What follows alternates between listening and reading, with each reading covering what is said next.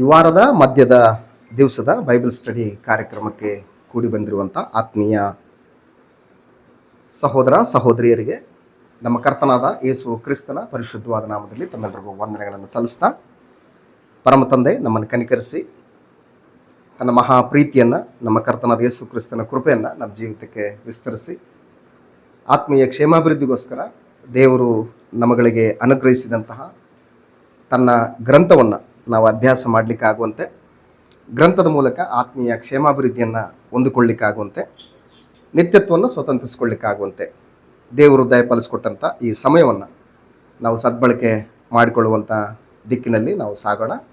ಪ್ರಾರ್ಥನೆ ಮುಖಾಂತರ ಈ ಒಂದು ಕಾರ್ಯಕ್ರಮಕ್ಕೆ ನಮ್ಮನ್ನು ನಾವು ಪ್ರವೇಶವನ್ನು ಮಾಡಿಕೊಳ್ಳೋಣ. ಪ್ರಾರ್ಥಿಸೋಣ. ಪ್ರೀತಿ ಸ್ವರೂಪನಾದ ಪರಲೋಕದಲ್ಲಿರುವ ನಮ್ಮ ತಂದೆ, ಪರಿಶುದ್ಧನೇ, ಪರಮೋನ್ನತನೇ, ಪರಿಪಾಲಕನೇ, ನಿನ್ನ ಪರಿಶುದ್ಧವಾದ ಘನವುಳ್ಳ ಶ್ರೇಷ್ಠವಾದ ನಾಮಕ್ಕೆ, ನಿನ್ನ ಪ್ರೀತಿಯ ಕುಮಾರನು ನಮ್ಮ ಒಡೆಯನಾದಂಥ ಯೇಸು ಕ್ರಿಸ್ತನ ಮೂಲಕ ಕೃತಜ್ಞತಾ ಸ್ತುತಿ ಸ್ತೋತ್ರಗಳನ್ನು ಸಮರ್ಪಿಸ್ತೇವಪ್ಪ. ದಿನದ ಆರಂಭದಿಂದ ಇಲ್ಲಿವರೆಗೂ ನಮ್ಮನ್ನು ಕಾಯ್ದು ಕಾಪಾಡಿ ಸಂರಕ್ಷಿಸಿ ನಿನ್ನ ಕೃಪೆಯ ಹಸ್ತದಲ್ಲಿ ನಮ್ಮನ್ನು ಭದ್ರವಾಗಿಟ್ಟು, ಬರ್ತಕ್ಕಂಥ ಆಪತ್ತುಗಳಿಂದಲೂ ಕೇಡು ಗಂಡಾಂತರಗಳಿಂದಲೂ ನಮ್ಮನ್ನು ತಪ್ಪಿಸಿ, ಜೀವಕ್ಕೂ ಭಕ್ತಿಗೂ ಬೇಕಾದದ್ದೆಲ್ಲವನ್ನು ಅನುಗ್ರಹಿಸಿ, ಆತ್ಮ ಸಂಬಂಧವಾದಂಥ ಜೀವಿತದಲ್ಲಿ ಸಂತೋಷದಿಂದ, ಉಲ್ಲಾಸದಿಂದ, ಸಂತೃಪ್ತಿಕರವಾದಂತಹ ರೀತಿಯಲ್ಲಿ ಜೀವಿಸಲಿಕ್ಕಾಗುವಂಥ ಸ್ಥಿತಿಯಲ್ಲಿ ನಮ್ಮನ್ನು ನಡೆಸುತ್ತಿರುವಂಥ ವಿಧಾನಕ್ಕಾಗಿ ಕೃತಜ್ಞತೆಗಳು, ಸ್ತೋತ್ರಗಳು ತಂದೆ. ಇಂಥ ಒಂದು ವಿಶೇಷವಾದಂತಹ ಪರಿಶುದ್ಧವಾದ ಪ್ರತ್ಯೇಕವಾದಂಥ ಜೀವಿತವನ್ನು ಹೊಂದಿರುವಂಥ ನಾವುಗಳು ತಂದೆ, ನಿನ್ನ ಆಲೋಚನೆಗಳ ಪ್ರಕಾರವಾಗಿ ನಿನ್ನ ಗ್ರಂಥದ ಮೂಲಕ ನಿನ್ನೆ ತಿಳಿಸುವಂತಹ ನಿನ್ನ ಉದ್ದೇಶಗಳಿಗೆ ಅನುಸಾರವಾದಂಥ ರೀತಿಯಲ್ಲಿ ಜೀವಿತವನ್ನು ಜೀವಿಸಬೇಕೆಂಬುದಾಗಿ ಈಗ ತಂದೆ ನಿನ್ನ ಸನ್ನಿಧಾನದಲ್ಲಿ ನಿನ್ನ ಮಕ್ಕಳಾಗಿ ನಾವು ಕೂಡಿ ಬಂದಿದ್ದೇವೆ. ನಮ್ಮನ್ನು ಕನಿಕರಿಸು, ಕೃಪೆಯನ್ನು ಅನುಗ್ರಹಿಸು. ನಿನ್ನ ಗ್ರಂಥವನ್ನು ನಾವು ತೆರೆಯಲಿಕ್ಕಿರುವಾಗ ತಂದೆ, ಗ್ರಂಥದ ಮೂಲಕ ನೀನು ತಿಳಿಯಪಡಿಸುತ್ತಿರುವಂತಹ ಸಂಗತಿಗಳನ್ನು ಸರಿಯಾದ ರೀತಿಯಲ್ಲಿ ಅರ್ಥ ಮಾಡಿಕೊಂಡು, ಯಾವುದೇ ರೀತಿಯಾದಂತಹ ಮಾನವ ಕಲ್ಪಿತ ಆಲೋಚನೆಗಳನ್ನು ನಿನ್ನ ಆಲೋಚನೆಗಳಿಗೆ ಸೇರಿಸದೆ, ನೀನು ಕೋರಿಕೊಂಡಂತಹ ರೀತಿಯಲ್ಲಿಯೇ ನಾವುಗಳು ನಿನ್ನ ಮಾತುಗಳನ್ನು ಅರ್ಥ ಮಾಡಿಕೊಂಡು, ನಮ್ಮಲ್ಲಿರುವಂಥ ಪರಿಶುದ್ಧಾತ್ಮನ ಸಹಾಯದಿಂದ ನಿನ್ನ ಆಲೋಚನೆಗಳನ್ನು ಗ್ರಹಿಸಲಿಕ್ಕಾಗುವಂತೆ ಕೃಪೆಯನ್ನು ಅನುಗ್ರಹಿಸು. ತಲೆಬಾಗಿರುವ ನಿನ್ನ ಮಕ್ಕಳಾದಂಥ ನಮ್ಮಗಳನ್ನು ಈ ಕಾರ್ಯಕ್ರಮದ ಮುಂದಿನ ಎಲ್ಲ ಭಾಗಗಳನ್ನು ನಿನ್ನ ಪ್ರೀತಿಯ ಕೃಪಾಸ್ತಗಳಿಗೆ ಒಪ್ಪಿಸಿಕೊಡ್ತಾ, ಯೇಸು ಕ್ರಿಸ್ತನ ಪರಿಶುದ್ಧ ನಾಮದಲ್ಲಿ ಈ ಪ್ರಾರ್ಥನೆಯನ್ನು ಬೇಡಿಕೊಳ್ಳುತ್ತೇವೆ ನಮ್ಮ ಪ್ರೀತಿಯುಳ್ಳ ತಂದೆಯೇ, ಆಮೇನ್. ನಾವುಗಳು ಅಪೊಸ್ತಲರ ಕೃತ್ಯಗಳ ಪುಸ್ತಕವನ್ನು ನಾವು ಅಧ್ಯಯನ ಮಾಡ್ತಾ ಇದ್ದೀವಿ.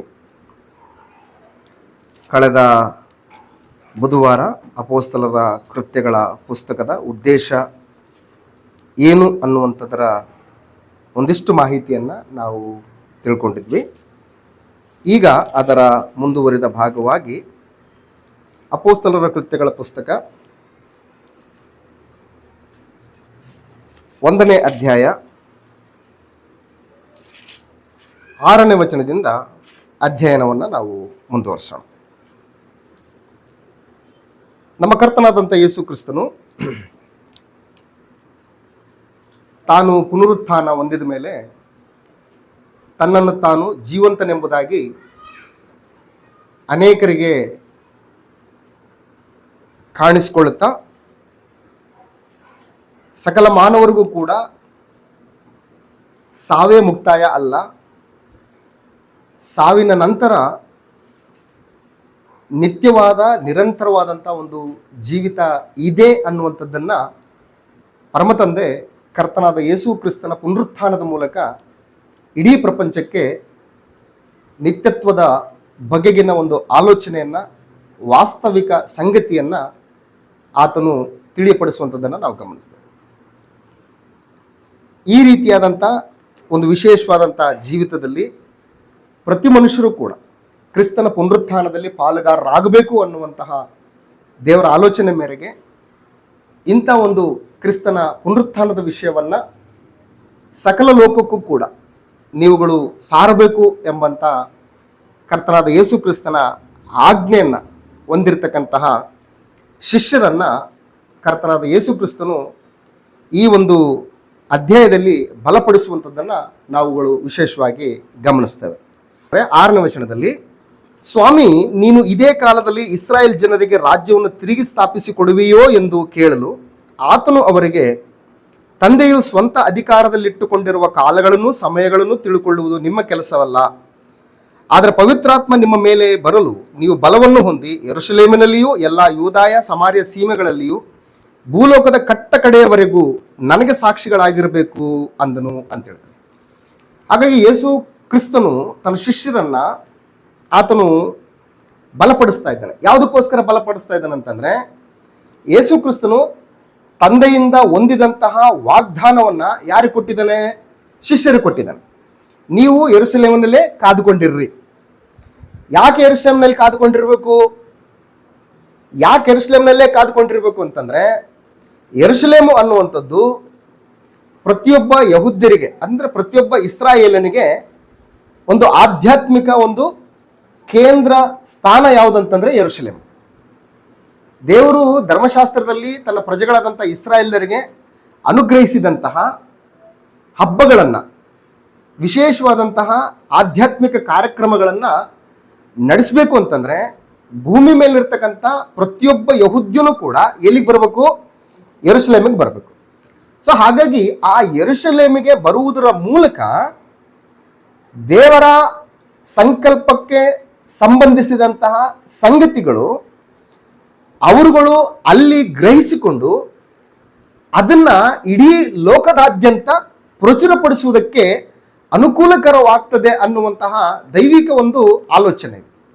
ಸೊ ಹಾಗಾಗಿ ಕರ್ತನಾದ ಯೇಸು ಕ್ರಿಸ್ತನು ತನ್ನ ಶಿಷ್ಯರಿಗೆ ಏನು ಹೇಳ್ತಾನೆ ಅಂತಂದ್ರೆ, ತಂದೆಯು ನಿಮಗೆ ವಾಗ್ದಾನ ಮಾಡಿದಂಥದ್ದನ್ನ, ನನ್ನಿಂದ ನೀವು ಕೇಳಿದಂತಹ ವಾಗ್ದಾನಕ್ಕೋಸ್ಕರ ನೀವು ಕಾದುಕೊಂಡಿರ್ರಿ, ಯೆರೂಸಲೇಮಿನಲ್ಲಿ ಕಾದುಕೊಂಡಿರ್ರಿ.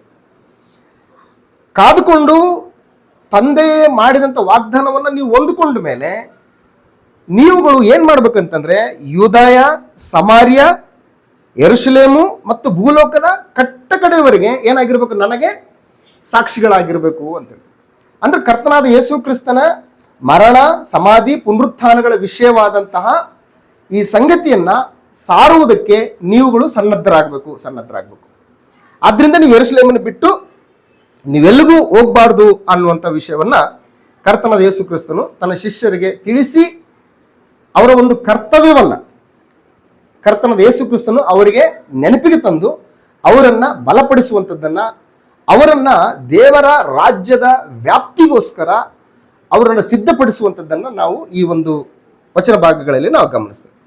9ನೇ ವಚನದಲ್ಲಿ, ಈ ಮಾತುಗಳನ್ನು ಹೇಳಿದ ಬಳಿಕ ಅವರು ನೋಡುತ್ತಾ ಇದ್ದ ಹಾಗೆ ಆತನು ಏರಿಸಲ್ಪಟ್ಟನು, ಮೋಡವು ಆತನನ್ನು ಕವಿದುಕೊಂಡಿದ್ದರಿಂದ ಅವರ ಕಣ್ಣಿಗೆ ಮರೆಯಾದನು ಅಂತ ಹೇಳಿ. It is very important.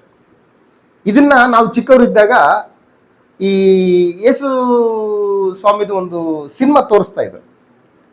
Cinema ತೋರಿಸ್ಬೇಕಾದ್ರೆ ಈ ಒಂದು ಸೀನು ನನಗೆ ವೈಯಕ್ತಿಕವಾಗಿ ಬಹಳ ಟಚ್, ಹಾರ್ಟ್ಗೆ ತುಂಬಾ ಅದು ತಾಕ್ತಾ ಇತ್ತು.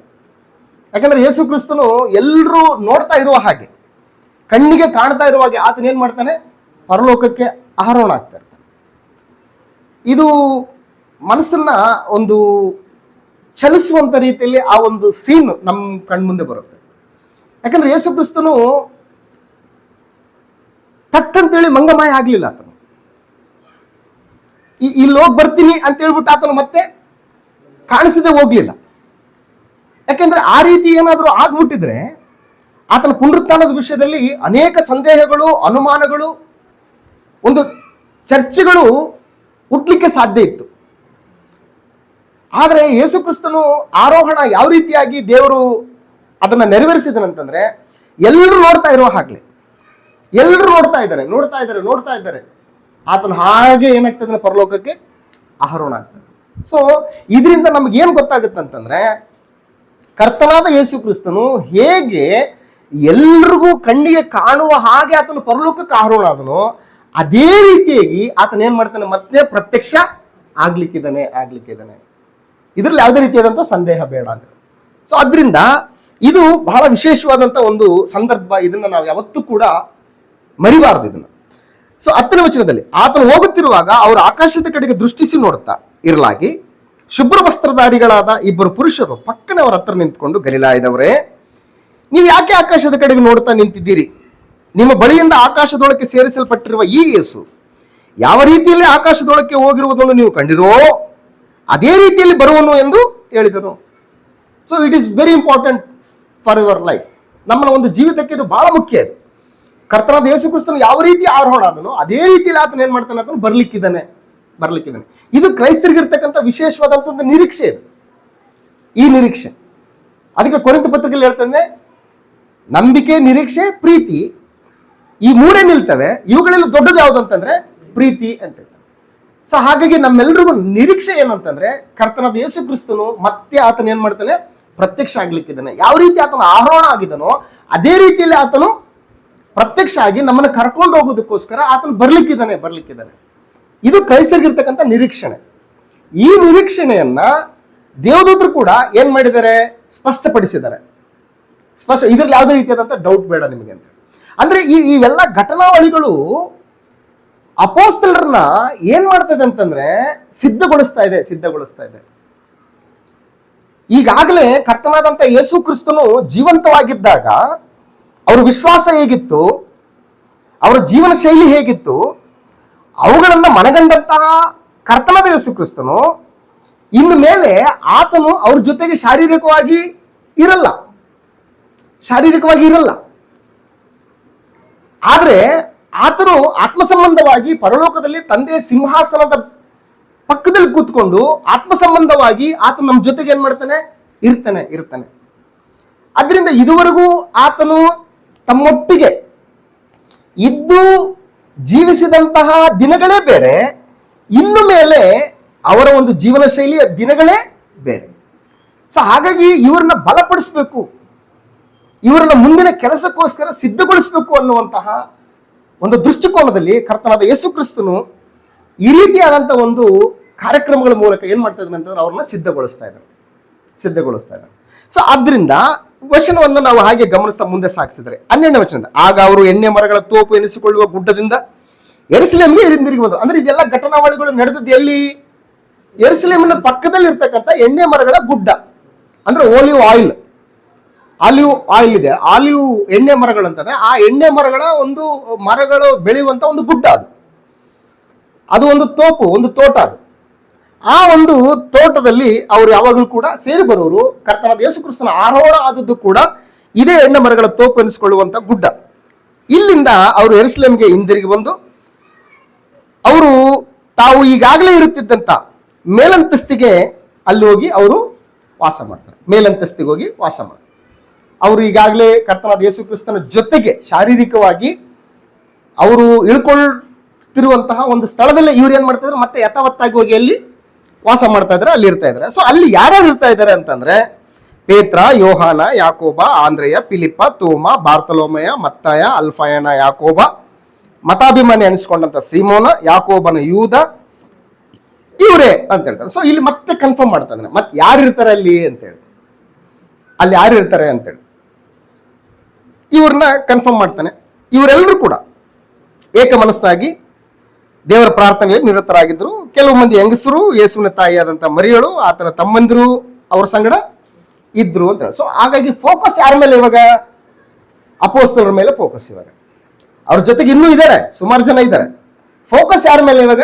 ಅಪೋಸ್ತಲರ ಮೇಲೆ ಫೋಕಸ್. ಇವಾಗ 15ನೇ ವಚನದಿಂದ ಮತ್ತೆ ನಾವು ಅಧ್ಯಯನವನ್ನು ಮುಂದುವರಿಸಿದ್ರೆ, ಆ ದಿವಸಗಳಲ್ಲಿ ಸುಮಾರು 120 ಮಂದಿ ಸಹೋದರರು ಕೂಡಿ ಬಂದಿರಲಾಗಿ ಪೇತ್ರನು ಅವರ ಮಧ್ಯದಲ್ಲಿ ಎದ್ದು ನಿಂತು ಹೇಳ್ತಕ್ಕಂಥ ಮಾತು 16ನೇ ವಚನ, ಸಹೋದರರೇ, ಯೇಸುವನ್ನು ಹಿಡಿದುಕೊಂಡವರಿಗೆ ದಾರಿ ತೋರಿಸಿದ ಯೂದನ ವಿಷಯವಾಗಿ ಪವಿತ್ರಾತ್ಮನು ದಾವೀದನ ಬಾಯಿಂದ ಮೊದಲು ಹೇಳಿಸಿದ ಶಾಸ್ತ್ರವಚನವು ನೆರವೇರುವುದು ಅವಶ್ಯವಾಗಿತ್ತು ಅಂತ ಹೇಳ್ತಾನೆ. ಸೊ ಅದು ಕೀರ್ತನೆಗಳ ಗ್ರಂಥ 41ನೇ ಕೀರ್ತನೆಯಲ್ಲಿ ಯೂದನ ವಿಷಯದಲ್ಲಿ ಹೇಳಿದಂತ ಶಾಸ್ತ್ರವಚನ ಏನಾಗಿದೆ? ನೆರವೇರಿದೆ. ಸೊ ಹಾಗಾಗಿ ಈ ಸ್ಥಾನಕ್ಕೆ ಏನ್ ಮಾಡ್ಬೇಕು? ಇವಾಗ ಇನ್ನೊಬ್ಬರನ್ನ ಸೇರಿಸ್ಬೇಕು. 12 ಜನ ಏನಾಗ್ಬೇಕಲ್ಲಿ? ಕಂಪ್ಲೀಟ್ ಆಗ್ಬೇಕು. ಈಗ 11 ಜನ ಇದ್ದಾರೆ, 12 ಜನ ಕಂಪ್ಲೀಟ್ ಆಗ್ಬೇಕು. ಸೊ ಹಾಗಾಗಿ ಆ 12ನೇ ಒಂದು ಸ್ಥಾನಕ್ಕೆ ಆಯ್ಕೆ ಆಗುವಂತವರ ಅರ್ಹತೆಗಳು ಬಹಳ ಇಂಪಾರ್ಟೆಂಟ್. ಹಾಗಾಗಿ ಆ ಅರ್ಹತೆಗಳ ಯಾವುವು ಅಂತಂದ್ರೆ, ಕರ್ತನಾದ ಯೇಸು ಕ್ರಿಸ್ತನು ಸ್ಥಾನಿಕನಾದ ಯೋಹಾನನಿಂದ ದೀಕ್ಷಾ ಸ್ನಾನ ಮಾಡಿಸಿಕೊಂಡದ್ದು ಮೊದಲುಗೊಂಡು ಎಣ್ಣೆ ಮರಗಳ ತೋಪು ಎನಿಸಿಕೊಳ್ಳುವಂತಹ ಆ ಗುಡ್ಡದಿಂದ ಪರಲೋಕಕ್ಕೆ ಆರೋಹಣ ಆಗುವವರೆಗೂ ಕೂಡ ಕರ್ತನಾದ ಯೇಸು ಕ್ರಿಸ್ತನ ಒಟ್ಟಿಗೆ ಇದ್ದುಕೊಂಡು ಆತನ ಎಲ್ಲಾ ಕಾರ್ಯಗಳಿಗೆ ಕಣ್ಣಿನಿಂದ ನೋಡಿ ಆತನನ್ನು ಮುಟ್ಟಿ ಅವುಗಳಿಗೆ ಸಾಕ್ಷಿಯನ್ನ ಕೊಡುವಂತಹ ಅರ್ಹತೆಯನ್ನ ಏನಾಗಿರ್ಬೇಕು, ಇವರು ಹೊಂದಿಕೊಂಡಿರ್ಬೇಕು ಅಂತವರಲ್ಲಿ ಇಬ್ರು ಸಿಗ್ತಾರೆ. ಅವ್ರು ಯಾರು ಅಂತಂದ್ರೆ ಬಾರ್ಸಬ್ಬನ್ ಎಂಬ ಯೋಸೇಫ, ಆಮೇಲೆ ಮತ್ತಿಯ. ಇವರಿಬ್ಬರನ್ನ ಈ ಕ್ವಾಲಿಫಿಕೇಶನ್ ಇರುವಂತವ್ರು ಇಬ್ರು ಸಿಗ್ತಾರೆ. ಇವರಿಬ್ಬರನ್ನ ತಗೊಂಡ್ಬಂದು ಮುಂದೆ ನಿಲ್ಲಿಸಿ ಅವ್ರು ಏನ್ ಮಾಡ್ತಾರೆ ಅಂತಂದ್ರೆ ಚೀಟಿ ಹಾಕ್ತಾರೆ ಅಂತ ಹೇಳ್ತಾರೆ. ಚೀಟಿ ಹಾಕ್ತಾರೆ. ಚೀಟಿ ಹಾಕುವಂಥದ್ದು ಯಹೂದ್ಯರ ಒಂದು ವಿಶೇಷವಾದಂಥ ಒಂದು ಪದ್ಧತಿ. ಈ ಚೀಟಿ ಹಾಕುವಂಥದ್ದು ಏನು ಸೂಚಿಸ್ತದೆ ಅಂತಂದ್ರೆ ಇದು ದೇವರ ಆಯ್ಕೆಯನ್ನ ಸೂಚಿಸ್ತದೆ. ಉಡಿಲಲ್ಲಿ ಚೀಟು ಹಾಕುವುದು ನಮ್ಮ ಕೆಲಸ, ಅದ್ರ ತೀರ್ಪು ಯಾರದಂತೆ, ಯೆಹೋವನದು ಅಂತೇಳಿ ಎಲ್ಲಿದೆ ಮದು, ಜ್ಞಾನೋಕ್ತಿಗಳ ಪುಸ್ತಕದಲ್ಲಿ ಇದೆ. ಸೊ ಹಾಗಾಗಿ ಈ ಚೀಟಿ ಏನು ಸೂಚಿಸ್ತದೆ ಅಂತಂದ್ರೆ ದೇವರ ತೀರ್ಪನ್ನು ಸೂಚಿಸ್ತದೆ ಅಂತೇಳಿ. ಹಾಗಾಗಿ ಇದರಲ್ಲಿ ನಮ್ದು ಯಾವುದೇ ರೀತಿಯಾದಂಥ ಪಕ್ಷಪಾತದ ಆಯ್ಕೆ ಅಲ್ಲದೆ, ಯಾವುದೋ ಸ್ವಾರ್ಥದಿಂದ ಕೂಡಿದಂತಹ ಆಯ್ಕೆ ಆಗಿರದೆ ಇದು ದೇವರ ತೀರ್ಪೇ ಆಗಿರಬೇಕು, ದೇವರ ಒಂದು ಆಯ್ಕೆಯೇ ಆಗಿರ್ಬೇಕು ಅನ್ನುವಂತಹ ದೃಷ್ಟಿಕೋನದಲ್ಲಿ ಇವರು ಆ ಚೀಟಿಯನ್ನ ಹಾಕಿ ಅದರಲ್ಲಿ ಮತ್ತಿಯನ್ನ ಆರಿಸಿಕೊಂಡಿದ್ದನ್ನ ನಾವು ಗ್ರಂಥದಲ್ಲಿ ಗಮನಿಸ್ತೇವೆ. ಸೊ ಈ ರೀತಿಯಾಗಿ ಆತನು 11 ಮಂದಿ ಅಪೋಸ್ತಲರ ಸಂಗಡ ಏನ್ ಮಾಡ್ತಾ ಇದ್ದಾನೆ, ಎಣಿಸಲ್ಪಡ್ತಾ ಇದ್ದಾನೆ. ಸೊ ಈಗ ಏನಾಯ್ತು, ಅಪೋಸ್ತಲರು ಕಂಪ್ಲೀಟ್ ಆಯ್ತು. ಸೊ ಇವ್ರನ್ನ ಏನ್ ಮಾಡ್ತಾ ಇದ್ದಾನೆ, ಇಲ್ಲಿ ಕಾದ್ಕೊಂಡಿರ್ರಿ ಅಂತ ಹೇಳಿದ್ದೆ. ಇವ್ರನ್ನ ಎಲ್ಲಿ ಕಾದ್ಕೊಂಡಿರ್ಬೇಕು, ಯೆರೂಸಲೇಮಿನಲ್ಲಿ ಕಾದ್ಕೊಂಡಿರ್ಬೇಕು. ಯೆರೂಸಲೇಮಿನಲ್ಲಿ ಯಾಕೆ ಕಾದ್ಕೊಂಡಿರ್ಬೇಕು ಅನ್ನುವಂಥದ್ದನ್ನ ಆಗ್ಲೇ ನಾವು ಪ್ರಸ್ತಾಪ ಮಾಡಿದ್ವಿ. ಯಾಕೆಂತಂದ್ರೆ ಪರಮ ತಂದೆ ಇಸ್ರಾಯೇಲ್ ಪ್ರಜೆಗಳಿಗೆ ಒಂದು 3 ಮುಖ್ಯವಾದಂತಹ ಹಬ್ಬಗಳನ್ನ ಆತನು ಕೊಟ್ಟಿದ್ದ. ಅವುಗಳಲ್ಲಿ ಒಂದು ಪಸ್ಕ ಹಬ್ಬ, ಎರಡನೇದ್ದು ಪರ್ಣಶಾಲೆಗಳ ಹಬ್ಬ, ಇನ್ನೊಂದು ಪಂಚಾಶತ್ತಮ ಹಬ್ಬ. ಪಂಚಾಶತ್ತಮ ಹಬ್ಬ ಅಂತಂದ್ರೆ ಪ್ರಥಮ ಬೆಳೆಗಳ ಹಬ್ಬ ಅಂತ. ಅಂದ್ರೆ ಪಸ್ಕ ಹಬ್ಬ ಆದ್ಮೇಲೆ 49 ವಾರಗಳ ನಂತರ ಬರುವಂತ ಹಬ್ಬ ಯಾವ್ದಂದ್ರೆ ಪಂಚಾಶತ್ತಮ ಹಬ್ಬ. ಪಸ್ಕ ಹಬ್ಬ ಆಗಿ 7 ವಾರಗಳು ಕಳಿಬೇಕು. 7 ವಾರ ಅಂತಂದ್ರೆ 7 7 49. 50ನೇ ದಿನಕ್ಕೆ ಯಾವ್ದು ಬರುತ್ತೆ ಅಂತಂದ್ರೆ ಈ ಪಂಚಾಶತ್ತಮ ಹಬ್ಬ ಬರ್ತದೆ. 50ನೇ ದಿನ ಯಾವುದು ಅಂತಂದ್ರೆ ಅದು ವಾರದ ಮೊದಲನೇ ದಿವಸ. ಸೊ ಹಾಗಾಗಿ ಈ ಒಂದು ದಿನಕ್ಕೋಸ್ಕರ ನೀವು ಏನ್ ಮಾಡ್ಬೇಕು, ನೀವು ಕಾದ್ಕೊಂಡಿರ್ಬೇಕು. ಯಾತಕ್ಕೆ ಕಾದ್ಕೊಂಡಿರ್ಬೇಕು, ಪರಿಶುದ್ಧಾತ್ಮ ನಿಮ್ಮ ಮೇಲೆ ಬರ್ತಾನೆ. ಆಲ್ರೆಡಿ ವಾಗ್ದಾನ ಮಾಡಿದ್ನಲ್ಲ. ಎಲ್ಲಿ ಮಾಡಿದ್ದ, ಯೋಹಾನ್ ಬರೆಸುವಾರ್ತೆ 14ನೇ ಅಧ್ಯಾಯ 13ನೇ ಅಧ್ಯಾಯದಲ್ಲಿ ನಾನು ಹೋಗಿ ನಿಮಗೆ ಬೇರೊಬ್ಬ ಸಹಾಯಕನನ್ನ ಕಳಿಸ್ಕೊಡ್ತಾನೆ, ಆತನು ಬಂದು ನಿಮ್ಮನ್ನ ಏನ್ ಮಾಡ್ತಾನೆ, ಸರ್ವಸತ್ಯದಲ್ಲಿ ನಡೆಸ್ಕೊಂಡು ಹೋಗ್ತಾನೆ. ಆತನು ಸದಾಕಾಲ ನಿಮ್ಮ ಜೊತೆಗೆ ಇರ್ತಾನೆ.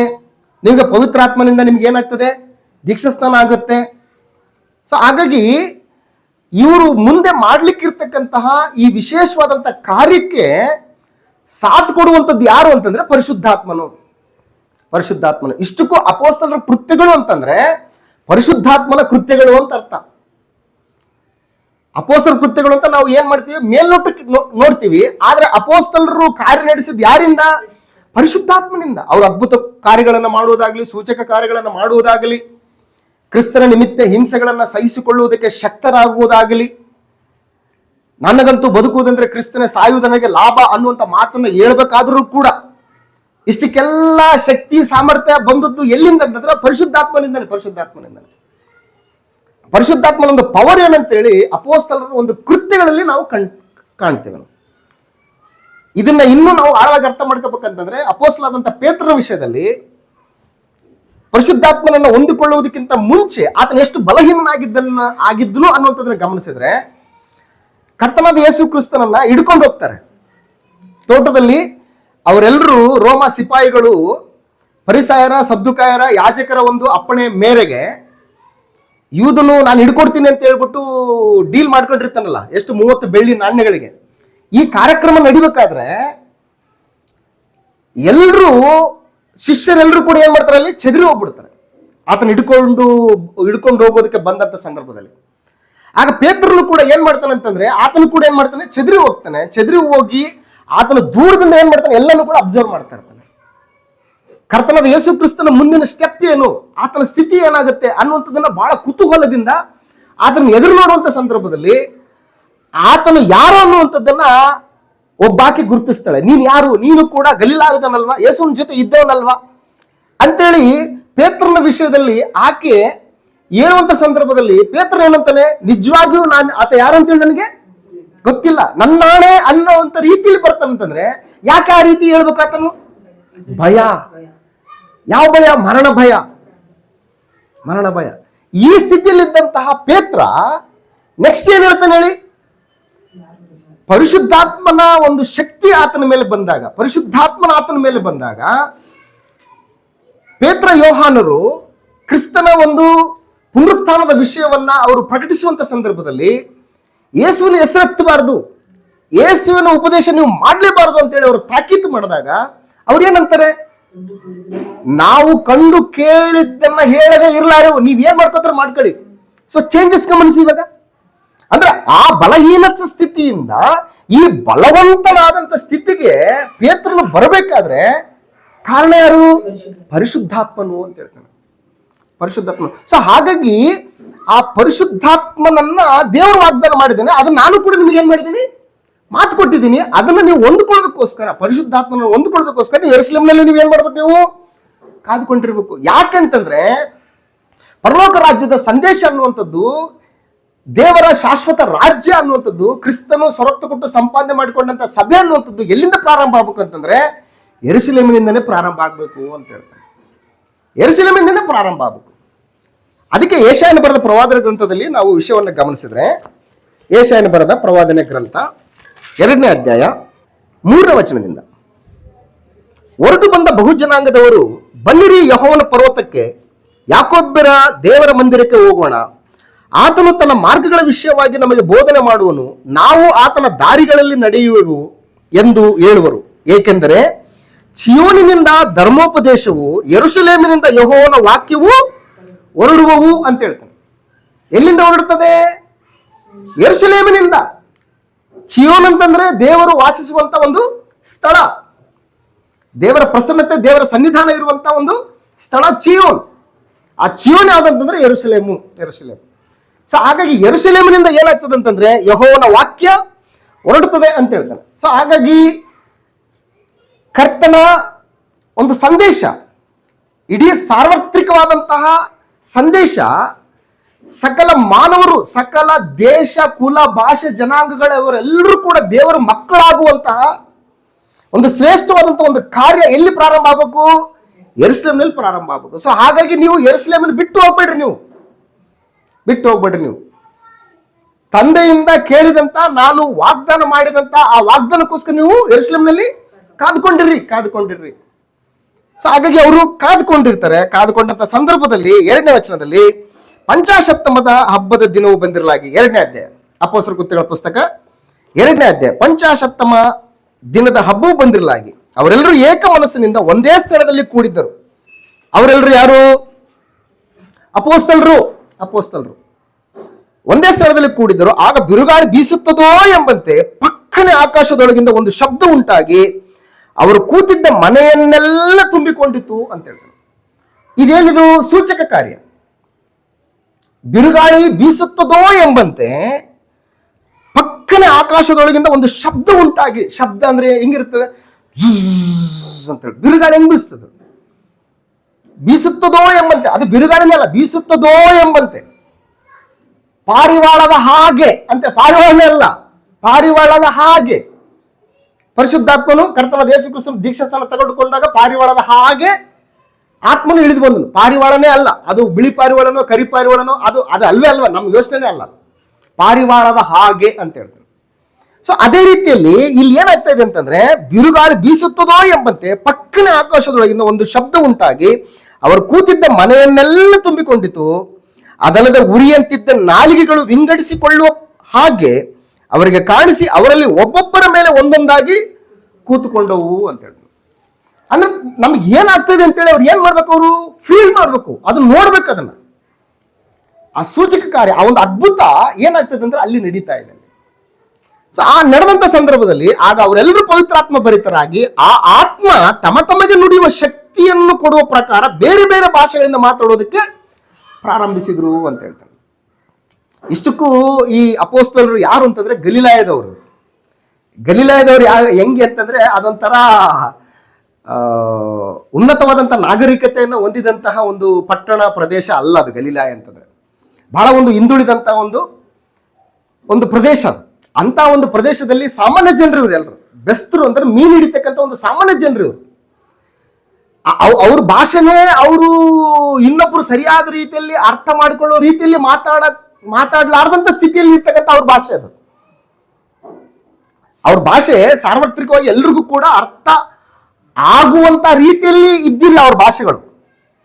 ಇನ್ನೊಬ್ರು ಅರ್ಥ ಮಾಡ್ಕೊಳ್ಳೋದಕ್ಕೆ ಬಹಳ ಕಷ್ಟ ಆ ಭಾಷೆಗಳು. ಫಾರ್ ಎಕ್ಸಾಂಪಲ್ ಇವಾಗ ಹೇಳ್ಬೇಕಂತಂದ್ರೆ ಸೌತ್ ಕರ್ನಾಟಕದ ಜನ ಮಾತಾಡುವಾಗ ಇಡೀ ಕರ್ನಾಟಕದಾದ್ಯಂತ ಇರ್ತಕ್ಕಂಥ ಎಲ್ಲಾ ಕನ್ನಡ ಮಾತಾಡುವಂಥವ್ರು ಅರ್ಥ ಮಾಡ್ಕೊಂಡ್ಬಿಡ್ತಾರೆ.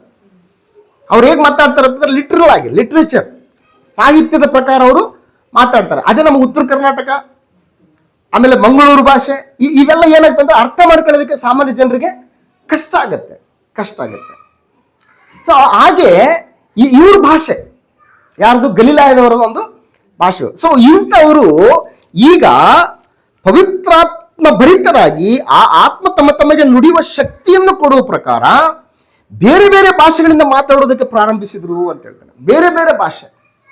ಈ ಭಾಷೆ ಅಲ್ಲಿರ್ತಕ್ಕಂಥವರಿಗೆ ಅರ್ಥ ಆಗ್ತಾ ಇದೆ. ಅಲ್ಲಿ ಯಾರ್ಯಾರಿದಾರಂತಂದ್ರೆ ನೀವು ಗಮನಿಸಿ 5ನೇ ವಚನದಿಂದ, ಆಕಾಶದ ಕೆಳಗಿರುವ ಎಲ್ಲಾ ದೇಶದವರೊಳಗಿಂದ ಬಂದ ಸದ್ಭಕ್ತರಾದ ಯಹೂದ್ಯರು ಯೆರೂಸಲೇಮಿನಲ್ಲಿ ವಾಸವಾಗಿದ್ರು. ಬಂದಿರೋರು ಯಾರು ಅಲ್ಲಿಗೆ? ಸದ್ಭಕ್ತರು, ದೇವರ ಮೇಲೆ ಭಯಭಕ್ತಿ ಅಂತವರು.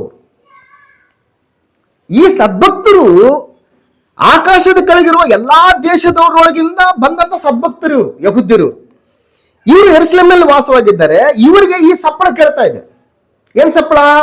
ಬಿರುಗಾಳಿ ಬೀಸುತ್ತದೋ ಎಂಬಂತೆ ಶಬ್ದ ಕೇಳಿದಾಗ ಎಲ್ಲರ ಅಟೆನ್ಷನ್ ಎಲ್ಲಿಗೆ ಹೋಗ್ತದೆ? ಅಪೊಸ್ತಲರ ಕಡೆಗೆ ಹೋಗ್ತದೆ. ಯಾಕಂದ್ರೆ ಯೆರೂಸಲೇಮಿನಲ್ಲಿ ಇವರು 12 ಜನ ಎಲ್ಲೋ ಇದ್ದಾರೆ ಇಲ್ಲಿ. ಸೊ ಯೆರೂಸಲೇಮಿನಲ್ಲಿ ಆಕಾಶದ ಕೆಳಗಿರ್ತಕ್ಕಂಥ ಸದ್ಭಕ್ತರಾದಂಥ ಯಹೂದ್ಯರು ಎಷ್ಟೋ ಲಕ್ಷಾಂತರ ಜನ ಇಲ್ಲಿ ಬಂದಿದ್ದಾರೆ. ಅವರೆಲ್ಲರ ಅಟೆನ್ಷನ್ ಎಲ್ಲಿಗೆ ಹೋಗ್ತಾ ಇದೆ ಇವಾಗ? ಅಪೊಸ್ತಲರ ಕಡೆ ಹೋಗ್ತಾರೆ. ಏನಿದು ಬಿರುಗಾಳಿ ಬೀಸ್ತದಲ್ಲ ಅಂತೇಳಿ, ಏನೋ ಸಪ್ಪಳ ಆಗ್ತಾ ಇದಲ್ಲ ಅಂತೇಳಿ ಅವ್ರ ಅಟೆನ್ಷನ್ ಆ ಕಡೆ ಹೋದಾಗ ಗುಂಪಾಗಿ ಕೂಡಿ ಬಂದು ಪ್ರತಿಯೊಬ್ಬರು ತಮ್ಮ ತಮ್ಮ ಭಾಷೆಯಲ್ಲಿ ಇವರು ಮಾತಾಡೋದನ್ನು ಕೇಳಿ ಭ್ರಮೆಗೊಂಡ್ರು ಅಂತ ಹೇಳ್ತಾರೆ. ಭ್ರಮೆ ಅಂತಂದ್ರೆ ಮೆಸ್ಮರೈಸಿಂಗ್, ಅನ್ಬಿಲೀವೇಬಲ್, ನಂಬಲಿಕ್ಕೆ ಆಗತ್ತಾ ಇಲ್ಲ. ಇವ್ರು ನಮ್ಮ ಹುಟ್ಟು ಭಾಷೆಯಲ್ಲಿ ಇವ್ರು ಮಾತಾಡ್ತಾ ಇದ್ದಾರೆ. ಇವರು ಇಷ್ಟಕ್ಕೂ ಯಾರಂತಂದ್ರೆ ಇವರು ಗಲಿಲಾಯದವರು. ಇವರು ಈ ಸಾಮಾನ್ಯ ಪ್ರಜೆಗಳು, ಮೀನು ಹಿಡಿತಕ್ಕಂಥ ಬೆಸ್ತರು ಇವರು. ಇವರೇನು ಈಗ ನಮ್ಮ ಭಾಷೆಯಲ್ಲಿ ಮಾತಾಡ್ತಾರೆ. ಇವ್ರು ಏನ್ ಮಾಡ್ತಾ ಇದಾರೆ ಅಂದ್ರೆ ಅವರವರ ಹುಟ್ಟು ಭಾಷೆಯಲ್ಲಿ ಇವ್ರು ಏನ್ ಮಾಡ್ತಾ ಇದಾರೆ? ಮಾತೃಭಾಷೆಯಲ್ಲಿ ಮಾತಾಡ್ತಾ ಇದ್ದಾರೆ. ಇವ್ರು ಇಷ್ಟಕ್ಕೂ ಇವ್ರು ಯಾರು ಅಂತಂದ್ರೆ, ಇವ್ರು ಯಾರ್ಯಾರು ಈ ಆಕಾಶದ ಕೆಳಗಿರುವ ಎಲ್ಲಾ ದೇಶದವರೊಳಗಿಂದ ಬಂದ ಸದ್ಭಕ್ತರಾದಂತ ಯಹೂದ್ಯರು ಯಾರು ಇವರು ಅಂತಂದ್ರೆ 9ನೇ ವಚನದಲ್ಲಿ ಗಮನಿಸಿ. ಇವ್ರು ಯಾರು ಅಂತಂದ್ರೆ ಪಾರ್ಥ್ಯರು, ಮೇದ್ಯರು, ಎಲಾಮ್ಯರು, ಮೆಸಪತೋಮ್ಯ, ಯೂದಾಯ, ಕಪದೋಕ್ಯ, ಪೊಂತ್ಯ, ಅಸ್ಯ, ಫ್ರುಗ್ಯ, ಪಂಪುಲ್ಯ, ಐಗುಪ್ತ್ಯ, ಕುರೇನಿನ ಮಗ್ಗಲಲ್ಲಿರುವಂತ ಲಿಬ್ಯ, ಆಮೇಲೆ ರೋಮಾಪುರ, ಈ ಎಲ್ಲ ಬಂದಿದ್ದಾರೆ. ರೋಮಾಪುರದ ಭಾಷೆ ಬೇರೆ, ಮೆಸಪತೋಮಿಯ ಭಾಷೆ ಬೇರೆ, ಐಗುಪ್ತ ದೇಶದ ಭಾಷೆ ಬೇರೆ, ಎಲ್ಲ ಭಾಷೆಗಳು ಮಾತಾಡ್ತಕ್ಕಂಥವ್ರು ಇವರು. ಇಲ್ಲಿ ಈ ಅಪೊಸ್ತಲರು ಪವಿತ್ರಾತ್ಮ ಭರಿತರಾಗಿ ಆ ಆತ್ಮ ತಮಗೆ ನುಡಿಯುವ ಶಕ್ತಿಯನ್ನು ಕೊಡೋ ಪ್ರಕಾರ ಇವ್ರು ಮಾತಾಡ್ಬೇಕಾದ್ರೆ ಇವ್ರಿಗೆ ಆಶ್ಚರ್ಯ. ಏನಿದು ನಮ್ಮ ಭಾಷೆಯಲ್ಲಿ ನಾವು ಇವ್ರು ಮಾತಾಡ್ತಿರುವಂತದನ್ನ ಕೇಳ್ತಾ ಇದ್ವಲ್ಲ, ಅದು ಹೆಂಗ್ ಮಾತಾಡ್ತಾ ಇದಾರೆ ಅಂತಂದ್ರೆ ಅಧಿಕಾರಯುಕ್ತವಾಗಿ ಮಾತಾಡ್ತಾ ಇದ್ದಾರೆ ಅವರು. ಈಗ ನನಗೆ ಬರಲಾರ್ದಿರೋ ಭಾಷೆಯನ್ನು ನಾನು ಮಾತಾಡ್ಬೇಕಂತಂದ್ರೆ ನಾನು ಹಿಂದೆ ಮುಂದೆ ನೋಡ್ತೀನಿ. ಹಿಂಗೆ ನಾನು ಮಾತಾಡ್ತೀನಿ. ನಾನು ಬರಲಿರೋ ಭಾಷೆನ ಮಾತಾಡೋಕೆ ಟೈಮ್ ಮಾಡಿದ್ರೆ ಹಿಂಗ್ ಮಾಡ್ತಾ ಇರ್ತೀನಿ ನಾನು. ಆದ್ರೆ ಇವ್ರು ಹೆಂಗ್ ಮಾತಾಡ್ತಾ ಇದ್ದಾರೆ? ಸ್ಪಷ್ಟವಾಗಿ, ಅವ್ರಿಗೆ ಸ್ಪಷ್ಟವಾದ ರೀತಿಯಲ್ಲಿ ಅರ್ಥವಾಗುವಂತ ರೀತಿಯಲ್ಲಿ ಅವರು ಮಾತಾಡ್ತಾ ಇದ್ದಾರೆ. ಇದನ್ನ ಅವ್ರು ಕೇಳಿ ಅವರು ಭ್ರಮೆಗೊಂಡು ಆಶ್ಚರ್ಯದಿಂದ ಬೆರಗಾಗಿ ಮಾತಾಡುತ್ತಿರುವ ಇವರೆಲ್ಲರೂ ಗಲಿಲಾಯದವರಲ್ವಾ? ಇವ್ರು ಗಲಿಲಾಯದವರಲ್ವಾ? ನಾವು ಪ್ರತಿಯೊಬ್ಬರು ನಮ್ಮ ಹುಟ್ಟು ಭಾಷೆಯಲ್ಲಿ ಇವರು ಮಾತಾಡೋದನ್ನು ಕೇಳ್ತೇವಲ್ಲ, ಇದು ಹೇಗೆ? ಅವ್ರ ಅಟೆನ್ಷನ್ ಎಲ್ಲ ಎಲ್ಲಿಗೆ ಬರ್ತದೆ ಇವಾಗ? ಅಪೊಸ್ತಲರ ಕಡೆ ಬರ್ತಾ ಇದೆ. ಇದು ಹೇಗೆ? ಇದು ಮನುಷ್ಯನ ಕೆಲಸ ಅಲ್ಲ. ಇದು ಮನುಷ್ಯನ ಕೆಲಸ ಅಲ್ಲ. ಇದು ದೇವರ ಕೆಲಸ. ಇದು ಹಾಗಾಗಿ ಏನೋ ವಿಶೇಷತೆ ಇದೆ, ಏನೋ ಒಂದು ಪ್ರತ್ಯೇಕವಾದಂತಹ ಸಂದೇಶ ನಮಗಿದೆ ಇವಾಗ. ಹಾಗಾಗಿ ಬಂದವರು ಯಾರು? ಬಂದವರು ಸದ್ಭಕ್ತರು, ದೇವರ ಮೇಲೆ ಭಯಭಕ್ತಿ ಇರ್ತಕ್ಕಂಥವ್ರು, ಮೆಸ್ಸಿಯನಿಗೋಸ್ಕರ ದೇವರನ್ನ ಪ್ರಾರ್ಥನೆ ಮಾಡ್ತಕ್ಕಂಥ ಸ್ಥಿತಿಯಲ್ಲಿ ಇರ್ತಕ್ಕಂಥವ್ರು. ನಮಗೆ ರಕ್ಷಕನನ್ನ ಕಳಿಸ್ಕೊಡು ವಾಗ್ದಾನ ಮಾಡಿದೆಯಲ್ಲ. ಎಲ್ಲಿ ಮಾಡಿದಾನೆ? ಆದಿಕಾಂಡ ಪುಸ್ತಕ 3ನೇ ಅಧ್ಯಾಯ 15ನೇ ವಚನದಲ್ಲಿ ಸ್ತ್ರೀ ಸಂತಾನ ಅಂತ ವಾಗ್ದಾನ ಮಾಡಿದೆಯಲ್ಲ. ಯೆಶಾಯನ ಗ್ರಂಥದಲ್ಲಿ ವಾಗ್ದಾನ ಮಾಡಿದೆಯಲ್ಲ. ಯೆರೆಮೀಯನ ಗ್ರಂಥದಲ್ಲಿ ವಾಗ್ದಾನ ಮಾಡಿದೆಯಲ್ಲ, ಒಳ್ಳೆ ಕುರುಬನ್ನು ಕೊಡ್ತೀನಿ ಅಂತ ಹೇಳ್ಬಿಟ್ಟು. ಸೊ ಈ ವಾಗ್ದಾನದಲ್ಲಿ ಸೂಚಿತನಾದ ಅಂತನಿಗೋಸ್ಕರ ಇವ್ರು ಏನ್ ಮಾಡ್ತಾ ಇದ್ದಾರೆ? ಅವರು ಎದುರು ನೋಡ್ತಾ ಇದ್ದಾರೆ. ಮೆಸ್ಸಿಯನಿಗೋಸ್ಕರ ಎದುರು ನೋಡ್ತಾ ಇದ್ದಾರೆ, ರಕ್ಷಕನಿಗೋಸ್ಕರ ಎದುರು ನೋಡ್ತಾ ಇದ್ದಾರೆ. ಆತನ ಪರಿಪಾಲನೆಗೆ ನಾವು ಒಳಗಾಗಬೇಕು ಅನ್ನುವಂತಹ ಸ್ಥಿತಿಯಲ್ಲಿ ಇವರು ಎದುರು ನೋಡ್ತಾ ಇದ್ದಾರೆ. ಸದ್ಭಕ್ತರು ಇವರು ಈ ರೀತಿಯಾಗಿ ಎದುರು ನೋಡ್ತಾ ಇರಬೇಕಾದ್ರೆ ಅಪೊಸ್ತಲರು ಪವಿತ್ರಾತ್ಮ ಭರಿತರಾಗಿ ಅವರವರ ಹುಟ್ಟು ಭಾಷೆಯಲ್ಲಿ ಅವರು ಮಾತಾಡುವಂಥದ್ದನ್ನು ಅವರು ಕೇಳಿ ಬೆರಗಾಗಿ ಆಶ್ಚರ್ಯಪಟ್ಟು ಭ್ರಮೆಗೊಂಡು ಇದು ಹೇಗೆ ಅಂತೇಳಿ ಅವರು ಆಶ್ಚರ್ಯವನ್ನು ವ್ಯಕ್ತಪಡಿಸುವಂತಹ ಸಂದರ್ಭದಲ್ಲಿ ಇದು ಏನಾಗಿರ್ಬೋದು, 12ನೇ ವಚನದಲ್ಲಿ ಏನಾಗಿರ್ಬೋದು ಅಂತೇಳಿ ತಮ್ಮಲ್ಲೇ ಕಳವಳಗೊಳ್ತಕ್ಕಂಥವರು ಒಂದು ಗುಂಪಾದ್ರೆ, ಇನ್ನೊಂದು ಗುಂಪು ಏನ್ ಮಾಡ್ತಾ ಇದ್ದಾರೆ ಅಂತಂದ್ರೆ 13ನೇ ವಚನದಲ್ಲಿ ಕೆಲವರು ಇವರು ಮದ್ಯಪಾನ ಮಾಡಿ ಮತ್ತರಾಗಿದ್ದಾರೆಂದು ಹಾಸ್ಯ ಮಾಡ್ತಾ ಇದ್ದಾರೆ. ಕೆಲವರು ಏನ್ ಮಾಡ್ತಾರೆ ಅಂದ್ರೆ ಇವರು ಮದ್ಯಪಾನ ಮಾಡಿ ಮತ್ತರಾಗಿದ್ದಾರೆ ಎಂದು ಹಾಸ್ಯ ಮಾಡಿದರು. ಆಗ 14ನೇ ವಚನ, ಆಗ ಪೇತ್ರನು 11 ಮಂದಿ ಅಪೊಸ್ತಲರ ಸಹಿತ ಎದ್ದು ನಿಂತು. It is clear. ಪರಿಶುದ್ಧಾತ್ಮನು ಎಷ್ಟು ಜನರ ಮೇಲೆ ಇಳಿದು ಬಂದಿದೆ? ಇಲ್ಲಿ 12 ಜನರ ಮೇಲೆ. ಇಲ್ಲಿ ಕೆಲವು ಜನ ಏನ್ ಹೇಳ್ತಾರೆ ಅಂತಂದ್ರೆ 15ನೇ ವಚನದಲ್ಲಿ ಆ ದಿವಸಗಳಲ್ಲಿ ಸುಮಾರು 120 ಮಂದಿ ಸಹೋದರರು ಕೂಡಿ ಬಂದಿದ್ರು ಅಂತೇಳಿ ಅದನ್ನ ತಗೋತಾರೆ. 1ನೇ ಅಧ್ಯಾಯ 15ನೇ ವಚನದಲ್ಲಿ ಅಷ್ಟು ಜನರ ಮೇಲೆ ಇಳಿದು ಬಂದಿದೆ ಅಂತೇಳಿ ಕೆಲವರು ವಾದ ಮಾಡ್ತಾರೆ. ಆದ್ರೆ ಇಲ್ಲಿ ಗ್ರಂಥ ನಮಗೆ ಬಹಳ ಸ್ಪಷ್ಟವಾಗಿ ಹೇಳ್ತಾ ಇದ್ದಾನೆ, ಕರ್ತನಾದ ಯೇಸು ಕ್ರಿಸ್ತನು ಎಸ್ಪೆಷಲ್ ಆಗಿ ನೀವು ಕಾದುಕೊಂಡಿರ್ರಿ ಅಂತೇಳಿ ಹೇಳಿದಂಥದ್ದು ಯಾರಿಗೆ ಅಂತಂದ್ರೆ ಅಪೊಸ್ತಲರಿಗೆ, ಶಿಷ್ಯರಿಗೆ. 12 ಜನ ಶಿಷ್ಯರಿಗೆ, 11 ಜನ ಶಿಷ್ಯರಿಗೆ, ಆಮೇಲೆ 12 ಜನ ಇನ್ನೊಂದು ಕೌಂಟ್ ಆಗ್ತದೆ. ಅವ್ರಿಗೋಸ್ಕರ ಹೇಳಿದ್ದು, ಅವ್ರಿಗೋಸ್ಕರ ವಾಗ್ದಾನ ಮಾಡಿದ್ದು. ಸೊ ಹಾಗಾಗಿನೇ ಇಲ್ಲಿ ಕ್ಲಿಯರ್ ಮಾಡ್ತಾ ಇದ್ದಾನೆ 14ನೇ ವಚನದಲ್ಲಿ, 2ನೇ ಅಧ್ಯಾಯ 14ನೇ ವಚನದಲ್ಲಿ, ಆಗ ಪೇತ್ರನು 11 ಮಂದಿ ಅಪೊಸ್ತಲರ ಸಹಿತ ಎದ್ದು ನಿಂತು ಗಟ್ಟಿಯಾದ ಧ್ವನಿಯಿಂದ ಅವರಿಗೆ ಹೀಗೆ ಪ್ರಸಂಗ ಮಾಡಿದನು. ಫಸ್ಟ್ ಮೆಸೇಜ್, ಪರಲೋಕ ರಾಜ್ಯದ ಬೀಗದ ಕೈಯನ್ನು ತೆಗಿತಾ ಇದ್ದಾನೆ ಇವಾಗ. ಮತ್ತಾಯನ ಬರೆಸುವ ವಾರ್ತೆ 16ನೇ ಅಧ್ಯಾಯದಲ್ಲಿ ಕರ್ತನಾದ ಯೇಸು ಕ್ರಿಸ್ತನು ಕೊಟ್ಟಂತ ಬೀಗದ ಕೈ ಅದು. ಪರಲೋಕ ರಾಜ್ಯದ ಬೀಗದ ಕೈಗಳನ್ನ ನಿನಗೆ ಕೊಡ್ತೀನಿ. ಪಾತಾಳ ಲೋಕದ ಬಲವು ಅದನ್ನ ಏನ್ ಮಾಡೋದು? ಸೋಲಿಸಲಾರದು. ಅದ್ರ ಮುಂದೆ ನಿಂತ್ಕೊಳ್ಳಕ್ ಸಾಧ್ಯ ಇಲ್ಲ. ಹಾಗಾಗಿ ನೀನ್ ಏನ್ ಬಿಚ್ತೀಯೋ ಅದು ಪರಲೋಕದಲ್ಲಿ ಬಿಚ್ಚಿರ್ತದೆ. ಸೊ ಹಾಗಾಗಿ ಆ ಪರಲೋಕ ರಾಜ್ಯದ ಬೀಗದ ಕೈಗಳನ್ನ ಕರ್ತನಾದ ಯೇಸು ಕ್ರಿಸ್ತನಿಂದ ಹೊಂದಿದಂತಹ ಅಪೊಸ್ತಲನಾದಂತ ಪೇತ್ರನು ಇಲ್ಲಿ ಬೀಗದ ಕೈನ ತೆರಿತಾ ಇದ್ದಾನೆ. ಪರಲೋಕ ರಾಜ್ಯದ ಸಂದೇಶವನ್ನು ಏನ್ ಮಾಡ್ತಾ ಇದ್ದಾನೆ? ಆತನು ಪವಿತ್ರಾತ್ಮನ ಬಲದಿಂದ ಆತನು ಹೇಳ್ತಾ ಇದ್ದಾನೆ. ಸೊ ಹಾಗಾಗಿ ಆತನು 11 ಮಂದಿ ಅಪೊಸ್ತಲರ ಸಹಿತ ಎದ್ದು ನಿಂತು ಗಟ್ಟಿಯಾದ ಧ್ವನಿಯಿಂದ ಅವರಿಗೆ ಹೀಗೆ ಪ್ರಸಂಗ ಮಾಡಿದನು. ಏನಂತ? ಯೆಹೂದ್ಯರೇ, ಯೆರೂಸಲೇಮಿನಲ್ಲಿ ವಾಸವಾಗಿರುವ ಎಲ್ಲಾ ಜನರೇ, ಈ ಸಂಗತಿಯು ಏನೆಂದು ನಿಮಗೆ ಗೊತ್ತಾಗುವ ಹಾಗೆ ನನ್ನ ಮಾತಿಗೆ ಕಿವಿಗೊಡ್ರಿ. ಹಿಯರ್ ಮೀ, ನನ್ನ ಮಾತಿಗೆ ಕಿವಿಗೊಡ್ರಿ. ನೀವು ಏನಿದು? ನಿಮ್ಗೆ ಕನ್ಫ್ಯೂಸ್ ಇದಲ್ವಾ? ನಿಮ್ಗೆ ಭ್ರಮೆ ಆಗ್ತಾ ಇದೆಯಲ್ವಾ? ನೀವು ಕಳವಳಗೊಂಡಿದ್ದೀರಲ್ವಾ? ನಿಮ್ಮಲ್ಲಿ ಏನೇನೋ ಕೆಟ್ಟ ಆಲೋಚನೆಗಳು ಬರ್ತಾ ಇದವಲ್ಲ, ಇವ್ರು ಕುಡಿದಿದ್ದಾರೆ, ಇವ್ರು ಮದ್ಯಪಾನ ಮಾಡಿದ್ದಾರೆ, ಇದು ಏನೋ ಅಂತೇಳಿ ನಿಮ್ಮಲ್ಲಿ ತುಂಬಾ ಡಿಸ್ಟರ್ಬೆನ್ಸ್ ಇದೆಯಲ್ವಾ? ಸೊ ಹಿಯರ್ ಮೀ, ನಿಮ್ ಕಿವಿನ ನನ್ನ ಕಡೆ ಕೊಡ್ರಿ. ನೀವು ಭಾವಿಸಿದಂತೆ ಇವರು ಅಮಲೇರಿದವರಲ್ಲ. ಈಗ ಬೆಳಗ್ಗೆ 9 ಗಂಟೆ ಆಗಿದೆ ಅಷ್ಟೇ. 9 ಗಂಟೆಗೆ ಯಾರು ಕೂಡ ಕುಡಿಯಲ್ಲ. ಕುಡಿಯೋದಕ್ಕೂ ಕೂಡ ಒಂದು ಟೈಮ್ ಇದೆ.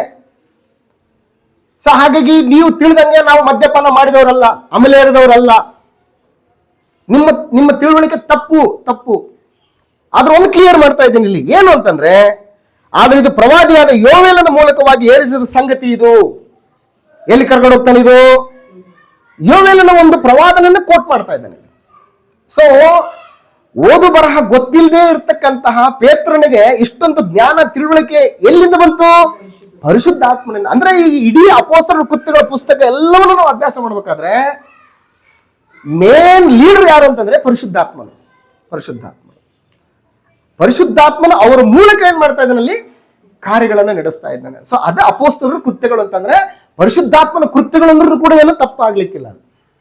ಆದ್ರಿಂದ ಇದು ಏನು ಅಂತಂತಂದ್ರೆ ಇದು ಪ್ರವಾದಿಯಾದ ಯೋವೇಲನ ಮೂಲಕವಾಗಿ ಹೇಳಿಸಿದ ಸಂಗತಿ. ಅದೇನಂದ್ರೆ ಅಂತೇಳಿ ತಗೊಳ್ತಾನೆ. ಯೋವೇಲನ ಗ್ರಂಥ 2ನೇ ಅಧ್ಯಾಯ 28ರಿಂದ 32ನೇ ವಚನದಲ್ಲಿ ಇದು ಪ್ರವಾದನೆ ಇದೆ. ಅದೇನು ಅಂತಂದ್ರೆ, ಕಡೇ ದಿವಸಗಳಲ್ಲಿ ನಾನು ಎಲ್ಲಾ ಮನುಷ್ಯರ ಮೇಲೆ ನನ್ನ ಆತ್ಮನು ಸುರಿಸುವೆನು. ನಿಮ್ಮಲ್ಲಿರುವ ಗಂಡಸರು ಹೆಂಗಸರು ಪ್ರವಾದಿಸುವರು. ನಿಮ್ಮ ಯೌವನಸ್ಥರಿಗೆ ದಿವ್ಯ ದರ್ಶನಗಳಾಗುವವು. ನಿಮ್ಮ ಹಿರಿಯರಿಗೆ ಕನಸುಗಳು ಬೀಳುವವು. ಇದಲ್ಲದೆ ಆ ದಿನಗಳಲ್ಲಿ ನನ್ನ ದಾಸಿಯರ ಮೇಲೆಯೂ ನನ್ನ ಆತ್ಮವನ್ನು ಸುರಿಸುವೆನು, ಅವರೂ ಪ್ರವಾದಿಸುವರು ಅಂತೇಳಿ ಆ ಒಂದು ಪ್ರವಾದನೆಯನ್ನ ಪೇತ್ರನು ಏನ್ ಮಾಡ್ತಾ ಇದ್ದಾನೆ, ಕೋಟ್ ಮಾಡ್ತಾ ಇದ್ದಾನೆ. ಈ ಕೋಟ್ ಅವ್ರಿಗೆ ಗೊತ್ತಾಗ್ತಾ ಇದೆಯಾ? ಕೇಳಿದ್ರೆ ಗೊತ್ತಾಗ್ತಾ ಇದೆ? ಗೊತ್ತಾಗ್ತಾ ಇದೆ. ಯಾಕಂದ್ರೆ ಅಲ್ಲಿ ಬಂದಿರ್ತಕ್ಕಂಥವ್ರು ಯಾರು? ಸದ್ಭಕ್ತರು.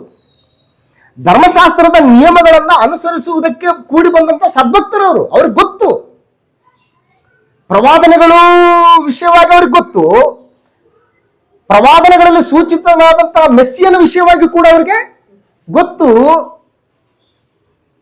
ದಾವೀದನ ಬಿದ್ದು ಹೋಗಿರುವ ಗುಡಾರವನ್ನ ಕಟ್ಟಲಿಕ್ಕೆ ಒಬ್ಬೊಬ್ಬರು ಬರ್ತಾನೆ ಅನ್ನುವಂಥದ್ದು ಕೂಡ ಆತನಿಗೆ ಗೊತ್ತು. ಮೋಶೆ ಅಂತ ನಾಯಕನನ್ನ ಮತ್ತೊಬ್ಬನನ್ನು ಎಬ್ಬಿಸ್ತಾನೆ ಅನ್ನುವಂಥದ್ದು ಕೂಡ ಅವ್ರಿಗೆ ಗೊತ್ತು. ಸೊ ಹಾಗಾಗಿ ಈ ಒಂದು ಪ್ರವಾದನ ಅವ್ರಿಗೆ ಗೊತ್ತಿರೋದ್ರಿಂದ ಪೇತ್ರನು ಈ ಒಂದು ಸ್ಥಿತಿಗೆ ಕರೆಕ್ಟ್ ಆಗಿರ್ತಕ್ಕಂಥ ರೀಸನ್ ಏನಂತ ಹೇಳ್ಬಿಟ್ಟು ಏನ್ ಮಾಡ್ತಾ ಇದ್ದಾನೆ, ಆತನ ಪವಿತ್ರಾತ್ಮನ ಬಲದಿಂದ ಹೇಳ್ತಾ ಇದ್ದಾನೆ. ಸೊ ನಾವು ಈಗಲೇ ಅಮಲೇರಿದವರಲ್ಲ. ಈಗ ತಾನೆ ಬೆಳಿಗ್ಗೆ 9 ಗಂಟೆ ಇದೇನ್ ಗೊತ್ತಾ, ಇದು ನಾವು ಹೇಗೆ ನಿಮ್ಮ ಹುಟ್ಟು ಭಾಷೆಯಲ್ಲಿ ಮಾತಾಡ್ಲಿಕ್ಕೆ ಸಾಧ್ಯ ಹೇಗಾಯ್ತು? ಇದಕ್ಕೆ ಯಾಕೆ ನೀವು ಇಷ್ಟೊಂದು ಭ್ರಮೆಗೊಂಡಿದ್ರಿ ಅಂತಂದ್ರೆ, ಇದಕ್ಕೆ ಮೇನ್ ಕಾರಣ ಏನಂತಂದ್ರೆ ಯೋವೇಲನ ಮೂಲಕವಾಗಿ ಹೇಳಿದಂತಹ ಪ್ರವಾದನೆ ನೆರವೇರ್ತಾ ಇದೆ. ಸೊ ಹಾಗಾಗಿ 22ನೇ ವಚನದಲ್ಲಿ, ಇಸ್ರಾಯೇಲ್ ಜನರೇ ನನ್ನ ಮಾತುಗಳನ್ನು ಆಲಿಸಿರಿ. ನಜರೇತಿನ ಯೇಸು ಇದ್ದನಲ್ಲ, ಏನಿದು ಪಾಸ್ಟ್ ಟೆನ್ಸ್, ಇದ್ದನಲ್ಲ, ಈಗಿಲ್ಲ. ಶಾರೀರಿಕವಾಗಿ ಆತನ ನಮ್ಮ ಮಧ್ಯದಲ್ಲಿ ಇಲ್ಲ. ಆತ್ಮ ಸಂಬಂಧವಾಗಿ ಆತನ ಪರಲೋಕದಲ್ಲಿ ತಂದೆಯ ಸಿಂಹಾಸನದಲ್ಲಿ ಕೂತುಕೊಂಡು ಆತನು ಅರಸನಾಗಿ, ನಮ್ಮ ಒಡೆಯನಾಗಿ, ನಮ್ಮ ಶಿರಸ್ಸಾಗಿ, ನಮ್ಮ ನಾಯಕನಾಗಿ, ನಮ್ಮ ಜೀವನಾಯಕನಾಗಿ ಇವತ್ತು ಕಾರ್ಯವನ್ನು ನಿರ್ವಹಿಸ್ತಿದ್ದಾನೆ. ಈಗ ಶಾರೀರಿಕವಾಗಿ ಇಲ್ಲಿಲ್ಲ. ಸೊ ಹಾಗಾಗಿ ನನ್ನ ಮಾತುಗಳನ್ನ ಆಲಿಸ್ರಿ. ನಜರೇತಿನ ಯೇಸು ಇದ್ದನಲ್ಲ, ದೇವರು ನಿಮಗೂ ತಿಳಿದಿರುವಂತೆ ಆತನ ಕೈಯಿಂದ ಮಹತ್ತುಗಳನ್ನು, ಅದ್ಭುತಗಳನ್ನು, ಸೂಚಕ ಕಾರ್ಯಗಳನ್ನು ನಿಮ್ಮಲ್ಲಿ ನಡೆಸಿ ಆತನನ್ನು ತನಗೆ ಮೆಚ್ಚುಗೆಯಾದವನೆಂದು ನಿಮಗೆ ತೋರಿಸಿಕೊಟ್ಟನು. ಪರಮ ತಂದೆ ಕರ್ತನಾದ ಯೇಸು ಕ್ರಿಸ್ತನ ಮೂಲಕ ಅನೇಕ ಅದ್ಭುತ ಕಾರ್ಯಗಳನ್ನ, ಸೂಚಕ ಕಾರ್ಯಗಳನ್ನ, ಮಹತ್ ಕಾರ್ಯಗಳನ್ನ ಮಾಡುವುದರ ಮೂಲಕ ಈತನ ಮಾತನ್ನು ನೀವು ಕೇಳ್ರಿ. ಈತನ ಪ್ರಿಯನಾಗಿರುವ ನನ್ನ ಮಗನು, ಈತನನ್ನು ನಾನು ಮೆಚ್ಚಿದ್ದೀನಿ ಅಂತೇಳಿ ಆ ಒಂದು ಕಾರ್ಯಗಳ ಮೂಲಕ ಆತನು ಯಾರು ಅನ್ನುವಂಥದ್ದನ್ನ ಇಸ್ರಾಯೇಲ್ ಜನರಿಗೆ ಆತನ ಏನ್ ಮಾಡಿದ್ದಾನೆ, ಮನದಟ್ಟು ಮಾಡಿದ್ದಾನೆ. ಸೊ ಹಾಗಾಗಿ ವಿಷಯಗಳನ್ನ ಆತನು ವಿವರಿಸ್ತಾ ಬರ್ತಾ ಇದ್ದಾನೆ. ಇದಕ್ಕೇನ್ ಕಾರಣ? ನಾವು ಈ ರೀತಿ ಮಾತಾಡ್ತಾ ಇದ್ದೀವಲ್ವಾ, ಮಾತಾಡೋದಕ್ಕೆ ಏನ್ ಕಾರಣ ಅಂತ ಹೇಳ್ಬಿಟ್ಟು ಹೇಳ್ತಾ ಇದ್ದಾನೆ. ಹೇಳ್ತಾ ಮುಂದಕ್ಕೆ 23ನೇ ವಚನದಲ್ಲಿ, ಯಾ ಯೇಸು ನೀವು ತಿರಸ್ಕರಿಸಿದಂತ ಈ ಯೇಸು ಆತನ ಕೈಯಿಂದ ಮಹತ್ವಗಳನ್ನು, ಅದ್ಭುತ ಕಾರ್ಯಗಳನ್ನು, ಸೂಚಕ ಕಾರ್ಯಗಳನ್ನ ನಿಮ್ಮಲ್ಲಿ ನಡೆಸಿ ಆತನು ತನಗೆ ಮೆಚ್ಚುಗೆ ಆದವನೆಂಬುದಾಗಿ ತೋರಿಸಿಕೊಟ್ನಲ್ಲ, ಆ ಯೇಸು ದೇವರ ಸ್ಥಿರ ಸಂಕಲ್ಪಕ್ಕೂ ಭವಿಷ್ಯ ಜ್ಞಾನಕ್ಕೂ ಅನುಸಾರವಾಗಿ ಒಪ್ಪಿಸಲ್ಪಟ್ಟಿರಲು. ಅಂದ್ರೆ ಕರ್ತನಾದ ಯೇಸು ಕ್ರಿಸ್ತನು ಶಿಲುಬೆ ಮರಣಕ್ಕೆ ಒಪ್ಪಿಸಲ್ಪಟ್ಟದ್ದು ಆಕ್ಸಿಡೆಂಟಲ್ ಅಲ್ಲ, ಆಕಸ್ಮಿಕವಾಗಿ ಅಲ್ಲ. ದೇವರ ಸ್ಥಿರ ಸಂಕಲ್ಪಕ್ಕನುಸಾರವಾಗಿ. ಅದಕ್ಕೆ ಕರ್ತನಾದ ಯೇಸು ಕ್ರಿಸ್ತನು ಅನೇಕ ಸಂದರ್ಭಗಳಲ್ಲಿ ಶರೀರಧಾರಿಯಾಗಿದ್ದಂತ ಸಂದರ್ಭದಲ್ಲಿ ಹೇಳ್ತಕ್ಕಂಥ ಮಾತೇನಂತ, ನಾನು ಸಾಯುವುದಕ್ಕೋಸ್ಕರನೇ ಬಂದಿದ್ದೀನಿ, ನಾನು ಯೆರೂಸಲೇಮಿಗೆ ಹೋಗ್ಬೇಕು, ಅಲ್ಲಿ ಶಾಸ್ತ್ರಿಗಳಿಂದಲೂ ಯಾಜಕರಿಂದಲೂ ಹಿರಿಯರಿಂದಲೂ ನಾನು ತಿರಸ್ಕಾರ ಹೊಂದಬೇಕು, ನನ್ನನ್ನು ಅವರು ಹಿಂಸಿಸ್ ಮಾಡ್ತಾರೆ, ಅವ್ರು ನನ್ನನ್ನು ಸಾಯಿಸ್ತಾರೆ, ನಾನು ಸಾಯ್ಬೇಕು, ಸತ್ತು ನಾನು ಮತ್ತೆ ಎದ್ದು ಬರಬೇಕು ಅಂತೇಳಿ ಆತನು ಪ್ರಕಟಿಸಿಕೊಳ್ತಾ ಇದ್ದಾನೆ. ಹಾಗಾಗಿ ಕರ್ತನಾದ ಯೇಸು ಕ್ರಿಸ್ತನ ಮರಣ ಅನ್ನುವಂಥದ್ದು, ಆತನ ಸಮಾಧಿ ಅಂತಕ್ಕಂಥದ್ದು, ಆತನ ಪುನರುತ್ಥಾನ ಅನ್ನುವಂಥದ್ದು ಇವ್ಯಾವ ಆಕಸ್ಮಿಕ ಅಲ್ಲ, ಆಕ್ಸಿಡೆಂಟಲ್ ಆಗಿ ನಡೆದಂಥವುಗಳಲ್ಲ. ಇವೆಲ್ಲಕ್ಕೂ ಕೂಡ ದೇವರ ಸಂಕಲ್ಪದಲ್ಲಿ ಈ ಎಲ್ಲ ಕಾರ್ಯಕ್ರಮಗಳು ನಡೀಬೇಕೆಂಬುದಾಗಿ ದೇವರು ಏನ್ ಮಾಡಿದ್ದಾನೆ, ಸಂಕಲ್ಪಿಸಿದ್ದಾನೆ. ಅದಕ್ಕೆ ಇಬ್ರಿಯರಿಗೆ ಬರೆದ ಪತ್ರಿಕೆ 10ನೇ ಅಧ್ಯಾಯ 5ನೇ ವಚನದಲ್ಲಿ ಆತನು ಶರೀರಧಾರಿಯಾಗಿ ಈ ಭೂಲೋಕಕ್ಕೆ ಬರುವಂತ ಸಂದರ್ಭದಲ್ಲಿ ದೇವರೇ ಯಜ್ಞ ನೈವೇದ್ಯಗಳು ನಿನಗೆ ಇಷ್ಟವಾಗಿರಲಿಲ್ಲ, ಸರ್ವಾಂಗ ಹೋಮಗಳಲ್ಲಿಯೂ ದೋಷ ಪರಿಹಾರಕ ಯಜ್ಞಗಳಲ್ಲಿಯೂ ನೀನು ಸಂತೋಷ ಪಡ್ಲಿಲ್ಲ, ನನಗೆ ದೇಹನ ಏನ್ ಮಾಡಿದಿ ನೀನು ಸಿದ್ಧ ಮಾಡಿಕೊಟ್ಟಿದ್ದಿ. ನಿನ್ನ ಗ್ರಂಥದ ಸುರುಳಿಯಲ್ಲಿ ನನ್ನನ್ನು ಕುರಿತು ಏನ್ ಬರೆದಿದೆಯೋ ಅದನ್ನ ನೆರವೇರಿಸೋದಕ್ಕೋಸ್ಕರ ಈ ದೇಹನ ಏನ್ ಮಾಡಿದಿ ನೀನು ಸಿದ್ಧ ಮಾಡಿಕೊಟ್ಟಿದ್ದಿ ಅಂತ ಹೇಳ್ತಾನೆ. ಇಬ್ರಿಯರು ಬರೆದ ಪತ್ರಕ್ಕೆ 10ನೇ ಅಧ್ಯಾಯ 5ನೇ ವಚನದಲ್ಲಿ ಈ ಒಂದು ವಿಷಯವನ್ನು ನಾವು ಗಮನಿಸ್ತೇವೆ. ಸೊ ಹಾಗಾಗಿ ಕರ್ತನಾದ ಯೇಸು ಕ್ರಿಸ್ತನ ಮರಣ ಅನ್ನುವಂಥದ್ದು, ಆತನ ಸಮಾಧಿ ಅನ್ನುವಂಥದ್ದು, ಆತನ ಪುನರುತ್ಥಾನ ಅನ್ನುವಂಥದ್ದು ದೇವರ ಸ್ಥಿರ ಸಂಕಲ್ಪಕ್ಕನುಸಾರವಾಗಿ ನಡೆದಿರ್ತಕ್ಕಂಥದ್ದು. ಪೇತ್ರನ ಬರೆದ ಮೊದಲನೇ ಪತ್ರಿಕೆ 1ನೇ ಅಧ್ಯಾಯ 18ನೇ ವಚನದಲ್ಲಿ ನ್ಯಾಯವಾಗಿ ತೀರ್ಪು ಮಾಡುವಾತನನ್ನ, ಪಕ್ಷಪಾತವಿಲ್ಲದೆ ತೀರ್ಪು ಮಾಡುವಾತನನ್ನ ನೀವು ತಂದೆ ಎಂದು ಕರೆಯುವವರಾಗಿರಲಾಗಿ ಆತನು ಎಲ್ರಿಗೂ ಕೂಡ ನ್ಯಾಯವನ್ನ ಆತನು ದಯಪಾಲಿಸ್ತಾನೆ. ಸೊ ಆದ್ರಿಂದ ನಿಮಗೆ ಬಿಡುಗಡೆ ಆದದ್ದು ಬೆಳ್ಳಿ ಬಂಗಾರ ಮೊದಲಾದ ನಶಿಸಿ ಹೋಗುವ ವಸ್ತುಗಳಿಂದಲ್ಲ, ಪೂರ್ಣಾಂಗವಾದ ನಿಷ್ಕಳಂಕ ಯಜ್ಞದ ಕುರಿಯ ರಕ್ತದಿಂದಲೋ ಎಂಬಂತೆ ಆ ಅಮೂಲ್ಯವಾದ ಕ್ರಿಸ್ತನ ರಕ್ತದಿಂದಲೇ ಎಂಬುದನ್ನು ನೀವು ಬಲ್ಲಿರಲ್ಲವಾ. ಆತನ ಜಗದುತ್ಪತ್ತಿಗೆ ಮೊದಲೇ ಗೊತ್ತು ಮಾಡಲ್ಪಟ್ಟು ಅಂತ್ಯಕಾಲದಲ್ಲಿ ನಿಮಗೋಸ್ಕರ ಏನಾಗಿದ್ದಾನೆ, ಆತನು ಪ್ರತ್ಯಕ್ಷನಾಗಿದ್ದಾನೆ. ಯಾತಕ್ಕೋಸ್ಕರ ಯೇಸು ಕ್ರಿಸ್ತನ ಪ್ರತ್ಯಕ್ಷನಾಗಿದ್ದು? ಯಜ್ಞದ ಕುರಿಯನ್ನಾಗಿ ತನ್ನನ್ನು ತಾನು ಅರ್ಪಿಸಿಕೊಳ್ಳೋದಕ್ಕೋಸ್ಕರ. ಪ್ರಕಟಣೆ ಗ್ರಂಥ 5ನೇ ಅಧ್ಯಾಯದಲ್ಲಿ ಆತನು ಯಜ್ಞದ ಕುರಿಯಾಗಿ ತನ್ನನ್ನು ತಾನು ಸಮರ್ಪಿಸಿಕೊಳ್ಳುವುದರ ಮೂಲಕ ಆತನು ಏನ್ ಮಾಡ್ಲಿಕ್ಕಿದಾನಂತಂದ್ರೆ, ಸಕಲ ಕುಲ ಭಾಷೆ ಪ್ರಜೆ ಜನಾಂಗಗಳವರಿಂದ ಮನುಷ್ಯರನ್ನು ದೇವರಿಗಾಗಿ ಕೊಂಡುಕೊಳ್ಳೋದಕ್ಕೋಸ್ಕರ, ಅವರನ್ನು ದೇವರಿಗೆ ರಾಜ್ಯವನ್ನಾಗಿ ಯಾಜಕರನ್ನಾಗಿ ಮಾಡೋದಕ್ಕೋಸ್ಕರ ಆತನು ತನ್ನನ್ನು ತಾನು ಯಜ್ಞದ ಕುರಿಯನ್ನಾಗಿ ಆತನು ಏನ್ ಮಾಡಿದ್ದಾನೆ, ಸಮರ್ಪಿಸಿಕೊಂಡಿದ್ದಾನೆ. ಪ್ರಕಟಣೆ ಗ್ರಂಥ 5ನೇ ಅಧ್ಯಾಯ 9-10ನೇ ವಚನದಲ್ಲಿ ನಾವು ಈ ವಿಷಯವನ್ನು ಗಮನಿಸ್ತೇವೆ. ಆದ್ರಿಂದ ಯೇಸು ಕ್ರಿಸ್ತನು ದೇವರ ಸ್ಥಿರ ಸಂಕಲ್ಪಕ್ಕೂ ಭವಿಷ್ಯ ಜ್ಞಾನಕ್ಕೂ ಅನುಸಾರವಾಗಿ ಒಪ್ಪಿಸಲ್ಪಟ್ಟಿರಲು ನೀವು ಅನ್ಯ ಜನರ ಕೈಯಿಂದ ಆತನನ್ನು ಶಿಲುಬೆಗೆ ಹಾಕಿಸಿ ಕೊಂದಿರಿ. ನೀವು ಕೊಂದಿರಿ. ಏನಂದ್ರೆ ನೀವು ಯೇಸುವನ್ನು ಶಿಲುಬೆಗೆ ಹಾಕಿಸು. ಅದ್ರ ಪಾಪ ನಮ್ಮ ಮೇಲೆ ಇರ್ಲಿ, ನಮ್ಮ ಮಕ್ಕಳ ಮೇಲೆ ಇರ್ಲಿ ಅಂತೇಳಿ ನೀವು ಏನ್ ಮಾಡಿದ್ರಿ, ಅನ್ಯ ಜನರ ಕೈಗೆ ಆತನನ್ನು ಒಪ್ಪಿಸ್ಕೊಟ್ರಿ. ಇದೆಲ್ಲ ಆಗಿದ್ದು ಯಾವ್ದ್ರಿಂದ ಅಂತ ತಿಳ್ಕೊಂಡಿದ್ರಿ? ದೇವರ ಸ್ಥಿರ ಸಂಕಲ್ಪಕ್ಕೆ, ಆತನ ಜ್ಞಾನಕ್ಕನುಸಾರವಾದಂತ ರೀತಿಯಲ್ಲಿ, ಭವಿಷ್ಯ ಜ್ಞಾನ ಅನುಸಾರವಾಗಿ ಅದು ಎಲ್ಲ ಕಾರ್ಯಕ್ರಮಗಳು ನಡೆದಿದ್ದಾವೆ. ಸೊ ಹೀಗಿರುವಾಗ ನೀವು ಅನ್ಯ ಜನರ ಕೈಯಿಂದ ಆತನನ್ನು ಶಿಲುಬೆಗೆ ಹಾಕಿಸಿ ಕೊಂದಿರಿ, ಆತನನ್ನು ದೇವರು ಮರಣ ವೇದನೆಗಳಿಂದ ಬಿಡಿಸಿ ಎಬ್ಬಿಸಿದನು ಅಂತ ಹೇಳ್ತಾನೆ. ಯೇಸು ಕ್ರಿಸ್ತನ ಎಬ್ಬಿಸಿದ್ಯಾರು? ದೇವರು ಎಬ್ಬಿಸಿದ್ದಾನೆ. ದೇವರು ಆತನನ್ನ ಸತ್ತವರೋಗಿಂದ ಮಗನೇ ಎದ್ದು ಬಾ ಅಂತೇಳಿ ಆತನ ಹೇಳಿದಾಗ ತಂದೆಯ ಮಾತಿಗೆ ವಿಧೇಯನಾಗಿ ಕರ್ತನಾದ ಯೇಸು ಕ್ರಿಸ್ತನು ಕೂಡ ಏನ್ ಮಾಡಿದ್ದಾನೆ, ಎದ್ದು ಬಂದಿದ್ದಾನೆ. ಯಾವ ರೀತಿಯಾಗಿ ಕರ್ತನಾದಂತ ಯೇಸು ಕ್ರಿಸ್ತನು ಸತ್ತಂತ ಲಾಜರನೇ ಎದ್ದು ಹೊರಗಡೆ ಬಾ ಅಂತ ಕರೆದಾಗ ಕ್ರಿಸ್ತನ ಸ್ವರಕ್ಕೆ ವಿಧೇಯನಾಗಿ ಲಾಜರನು ಯಾವ ರೀತಿ ಎದ್ದು ಬಂದನೋ, ಪರಮ ತಂದೆ ಕರ್ತನಾದ ಯೇಸು ಕ್ರಿಸ್ತನನ್ನ ಮಗನೇ ನೀನು ಎದ್ದು ಬಾ ಅಂತಂದಾಗ ತಂದೆಯ ಮಾತಿಗೆ ವಿಧೇಯನಾಗಿ ಆತನ ಏನ್ ಮಾಡಿದ್ದಾನೆ, ಆತನು ಎದ್ದು ಬಂದಿದ್ದಾನೆ. ದೇವರು ಆತನನ್ನು ಎಬ್ಬಿಸಿದ್ದಾನೆ. ಇದೆಲ್ಲ ನಿಮಗೆ ಗೊತ್ತಿದೆ. ಆತನು ಎದ್ದು ತನ್ನನ್ನು ತಾನು ಜೀವಂತನೆಂಬುದಾಗಿ ಅನೇಕ ಸಾಕ್ಷಿಗಳ ಮೂಲಕ ನಿಮಗೆ ಆತನ ಏನ್ ಮಾಡಿದ್ದಾನೆ, ಕಾಣಿಸ್ಕೊಂಡಿದ್ದಾನೆ. ಇದ್ಯಾವುದೋ ಕಥೆ ಅಲ್ಲ, ಇದು ಎಲ್ಲೋ ಮೂಲೆಯಲ್ಲಿ ಯಾವುದೋ ಒಂದು ಗ್ರಾಮದಲ್ಲಿ ನಡೆದಂತ ಒಂದು ಚರಿತ್ರೆ ಅಲ್ಲ. ಇದು ಇಡೀ ಲೋಕದ ನಟ್ಟ ನಡುವೆ ಇರುವಂತಹ ಯೆರೂಸಲೇಮ್. ಅದು ಇಡೀ ಭೂಲೋಕದ ನಟ್ಟ ನಡುವೆ ಎಲ್ಲಿದೆ?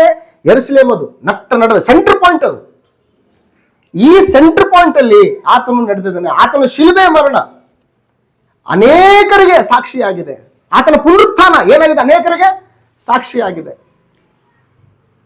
ಕೊರಿಂಥದವರಿಗೆ ಬರೆದ ಮೊದಲ ಪತ್ರಿಕೆ 15ನೇ ಅಧ್ಯಾಯದಲ್ಲಿ ಆತನು ತನ್ನನ್ನು ತಾನು ಜೀವಂತನೆಂಬುದಾಗಿ ಅನೇಕರಿಗೆ ಆತನು ಕಾಣಿಸ್ಕೊಂಡಿದ್ದಾನೆ ಅಂತ ಹೇಳ್ತಾನೆ. ಕೊರಿಂಥದವರಿಗೆ ಬರೆದ ಮೊದಲನೇ ಪತ್ರಿಕೆ 15ನೇ ಅಧ್ಯಾಯ 5ನೇ ವಚನದಲ್ಲಿ,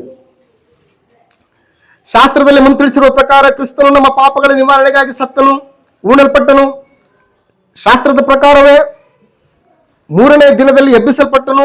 5ನೇ ವಚನ, ಕೇಫನಿಗೂ ಆಮೇಲೆ 12 ಮಂದಿ ಅಪೋಸ್ತಲರಿಗೂ ಕಾಣಿಸಿಕೊಂಡನು. ತರುವಾಯ ಒಂದೇ ಸಮಯದಲ್ಲಿ 500 ಮಂದಿಗಿಂತ ಹೆಚ್ಚು ಸಹೋದರರಿಗೆ ಕಾಣಿಸಿಕೊಂಡನು. ಇವರಲ್ಲಿ ಹೆಚ್ಚು ಜನರು ಇಂದಿನವರೆಗೂ ಇದ್ದಾರೆ. ಸೊ ಹಾಗಾಗಿ ಯೇಸು ಕ್ರಿಸ್ತನ ಪುನರುತ್ಥಾನ ಅನ್ನುವಂಥದ್ದು ಒಂದು ಕಟ್ಟುಕತೆ ಅಲ್ಲ, ಇದು ಸತ್ಯ.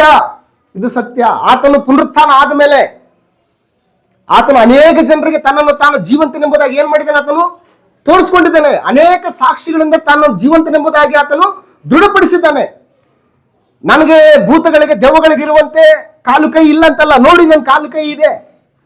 ಓ ತೋಮ, ನೀನ್ ನಂಬಲ್ಲ ಅಂತೀಯಲ್ಲ, ನೋಡು ನನ್ನ ಕೈ ಹಾಕು, ಈ ಗಾಯದಲ್ಲಿ ಕೈ ಹಾಕು ಅಂತ ಹೇಳ್ತಾನೆ. ಸೊ ಅಂದ್ರೆ ಇವೆಲ್ಲ ಏನು ಅಂತಂದ್ರೆ ತಾನು ಜೀವಂತನೆಂಬುದಾಗಿ ಏನ್ ಮಾಡ್ತಾ ಇದ್ದಾನೆ, ತೋರಿಸ್ಕೊಡ್ತಾ ಇದ್ದಾನೆ. ಅಂದ್ರೆ ಇದು ಸಂದೇಶ ಏನ್ ಕೊಡ್ತಾ ಇದ್ದಾನೆ ಅಂತಂದ್ರೆ, ಕ್ರಿಸ್ತನ ಪುನರುತ್ಥಾನದಲ್ಲಿ ಪ್ರತಿಯೊಬ್ಬರು ಕೂಡ ಏನಾಗ್ಬೇಕು, ನೀವು ಪಾಲುಗಾರರಾಗಬೇಕು. ಇದು ಕತೆ ಅಲ್ಲ, ಇದು ಕತೆ ಅಲ್ಲ. ಆತನು ದೇವರ ಸ್ಥಿರ ಸಂಕಲ್ಪಕ್ಕೂ ಭವಿಷ್ಯ ಜ್ಞಾನಕ್ಕೂ ಅನುಸಾರವಾಗಿ ಒಪ್ಪಿಸಲ್ಪಟ್ಟರು. ನೀವು ಅಂಜರಿಕೆಯಿಂದ ಆತನನ್ನು ಶಿಲುಬೆಗೆ ಹಾಕಿಸ್ಕೊಂಡ್ರಿ. ಆತನನ್ನು ದೇವರ ಮರಣ ವೇದನೆಗಳಿಂದ ಬಿಡಿಸಿ ಏನ್ ಮಾಡಿದಾನೆ, ಆತನು ಎಬ್ಬಿಸಿದ್ದಾನೆ. ಸೊ ಯಾಕಂದ್ರೆ ಮರಣವು ಆತನನ್ನು ಹಿಡ್ಕೊಂಡಿರುವುದು ಅಸಾಧ್ಯವಾಗಿತ್ತು. ಆತನ ವಿಷಯದಲ್ಲಿ ದಾವೀದನು ಮತ್ತೆ ರೆಫರೆನ್ಸ್ ಕೋಟ್ ಮಾಡ್ತಾ ಇದ್ದಾನೆ ನೋಡಿ.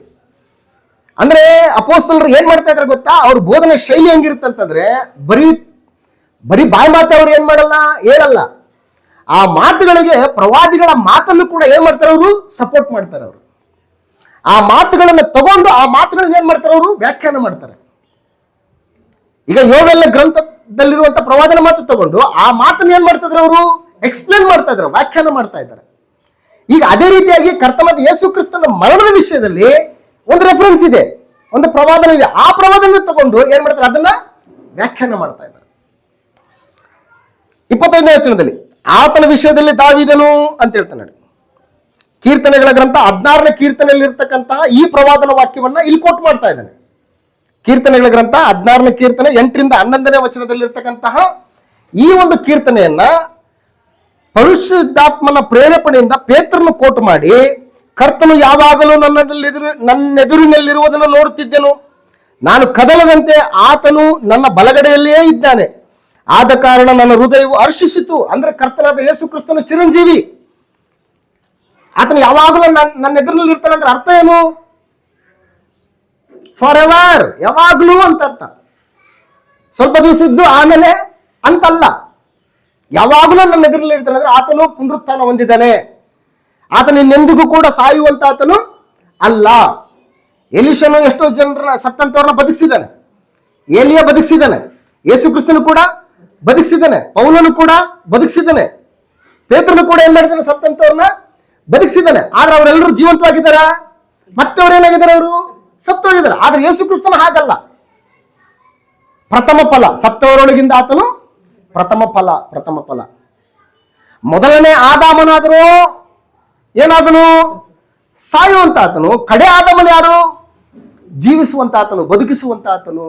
ಸೊ ಹಾಗಾಗಿ ಪೇತ್ರನು ಏನ್ ಮಾಡ್ತಾರೆ ಅಂತಂದ್ರೆ, ದಾವೀದನ ಕೀರ್ತನೆಯನ್ನು ಕೋಟು ಮಾಡಿ, ಕರ್ತನು ಯಾವಾಗಲೂ ನನ್ನ ಎದುರಲ್ಲಿರುವುದನ್ನು ನೋಡುತ್ತಿದ್ದನು, ನಾನು ಕದಲದಂತೆ ಆತನು ನನ್ನ ಬಡಗಡೆಯಲ್ಲಿಯೇ ಇದ್ದಾನೆ, ಆದ ಕಾರಣ ನನ್ನ ಹೃದಯವು ಹರ್ಷಿಸಿತು, ನನ್ನ ನಾಲಿಗೆ ಉಲ್ಲಾಸ ಧ್ವನಿಯನ್ನು ಮಾಡಿತು, ನನ್ನ ಶರೀರವು ನಿರೀಕ್ಷೆಯಿಂದ ನೆಲೆಯಾಗಿರುವುದು. 27ನೇ ವಚನ, ಯಾಕಂದ್ರೆ ನೀನು ನನ್ನ ಜೀವಾತ್ಮವನ್ನು ಪಾತಾಳದಲ್ಲಿ ಬಿಡುವುದಿಲ್ಲ, ನಿನ್ನ ಪ್ರಿಯನಿಗೆ ಕೊಳೆಯುವ ಅವಸ್ಥೆಯನ್ನು ನೋಡಗೊಡಿಸುವುದಿಲ್ಲ. ಸೊ ಈ ಎಲ್ಲಾ ವಿಷಯ ಯಾರ ವಿಷಯದಲ್ಲಿ ಹೇಳಿದಾನೆ, ದಾವೀದನ ವಿಷಯದಲ್ಲಿನ, ಕರ್ತನಾದ ಯೇಸು ಕ್ರಿಸ್ತನ ವಿಷಯದಲ್ಲಿನ? ಕರ್ತನಾದ ಯೇಸು ಕ್ರಿಸ್ತನ ವಿಷಯದಲ್ಲಿ. ದಾವೀದನು ಕೊಳೆಯುವ ಅವಸ್ಥೆಯನ್ನ ಏನಾಯ್ತ, ಆತ ಹೊಂದ್ಬಿಟ್ಟ. ಆತನ ದೇಹ ಸತ್ತ ಮೇಲೆ ಮಣ್ಣು ಮಾಡಲ್ಪಟ್ಟಿತು, ಆ ಮಣ್ಣಿನಲ್ಲಿ ಆತನ ದೇಹ ಏನಾಯ್ತು, ಕೊಳ್ತೋಯ್ತು. ಆದ್ರೆ ಈ ಪ್ರವಾದನ ಯಾರ ವಿಷಯದಲ್ಲಿ ಅಂತಂದ್ರೆ, ಕರ್ತನಾದ ಯೇಸು ಕ್ರಿಸ್ತನ ವಿಷಯದಲ್ಲಿ. ಆದ್ರಿಂದ ನೀವು ಶಿಲ್ಬೆಗೆ ಹಾಕಿಸಿದಂತ ಈ ಯೇಸುವನ್ನೇ ಏನ್ ಮಾಡಿದ್ದಾನೆ, ದೇವರು ಎಬ್ಬಿಸಿದ್ದಾನೆ. ನೀವು ಕೊಲ್ಲಿಸಿದಂತ ಈ ಯೇಸುವನ್ನ ದೇವರು ಎಬ್ಬಿಸಿದ್ದಾನೆ. ಸೊ ಆದ್ರಿಂದ 30ನೇ ವಚನದಲ್ಲಿ 29ನೇ ವಚನ, ಸಹೋದರರೇ, ಮೂಲ ಪಿತೃವಾದ ದಾವೀದನ ವಿಷಯದಲ್ಲಿ ನಾನು ಧೈರ್ಯದಿಂದ ನಿಮ್ಮ ಸಂಗಡ ಮಾತಾಡಬಹುದು. ಏನಂದ್ರೆ, ಅವನು ತೀರಿ ಹೋಗಿ ಉಣಲ್ಪಟ್ಟನು, ಅವನ ಸಮಾಧಿ ಈ ದಿನದವರೆಗೂ ನಮ್ಮಲ್ಲಿ ಅದೇ.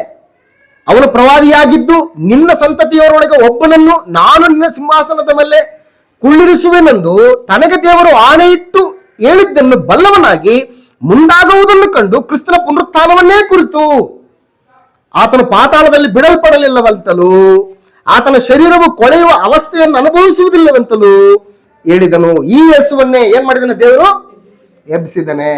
ಈ ಯೇಸುವನ್ನೇ ದೇವರು ಎಬ್ಬಿಸಿದ್ದಾನೆ. ಅದೇ ಅಪೊಸ್ತಲರ ಕೃತ್ಯಗಳ ಪುಸ್ತಕ 4ನೇ ಅಧ್ಯಾಯದಲ್ಲಿ ಇದೇ ಪೇತ್ರನು ಏನ್ ಮಾಡ್ತಾ ಇದ್ದಾನೆ ಅಂತಂದ್ರೆ, 2ನೇ ವಚನದಲ್ಲಿ ಇದೇ ಸಂದೇಶವನ್ನು ರಿಪೀಟ್ ಮಾಡ್ತಾ ಇದ್ದಾನೆ. ಅಪೊಸ್ತಲರು ಜನರಿಗೆ ಉಪದೇಶ ಮಾಡುತ್ತಾ ಸತ್ತವರು ಜೀವಿತರಾಗಿ ಏಳುವರು ಎಂಬುದನ್ನು ಯೇಸುವಿನ ದೃಷ್ಟಾಂತದಿಂದ ಸಾರುತ್ತಾ ಇದ್ದದ್ದಕ್ಕೆ ಅಂತ ಹೇಳ್ತಾನೆ. ಅಂದ್ರೆ ಸತ್ತವರು ಕೂಡ ಏನ್ ಮಾಡ್ತಾರೆ? ಎದ್ದು ಬರ್ತಾರೆ. ಅದಕ್ಕೆ ದೃಷ್ಟಾಂತ ಯಾರು? ಯೇಸು ಕ್ರಿಸ್ತನು. ಯೇಸು ಕ್ರಿಸ್ತನ ಎದ್ದು ಬಂದಿದ್ದಾನಲ್ವಾ, ಸೊ ಸತ್ತವರು ಕೂಡ ಏನ್ ಮಾಡ್ತಾರೆ? ಎದ್ದು ಬರ್ತಾರೆ. ಯೇಸು ಕ್ರಿಸ್ತನ ದೃಷ್ಟಾಂತದಿಂದ ಪೇತ್ರನು ಏನ್ ಮಾಡ್ತಾನೆ?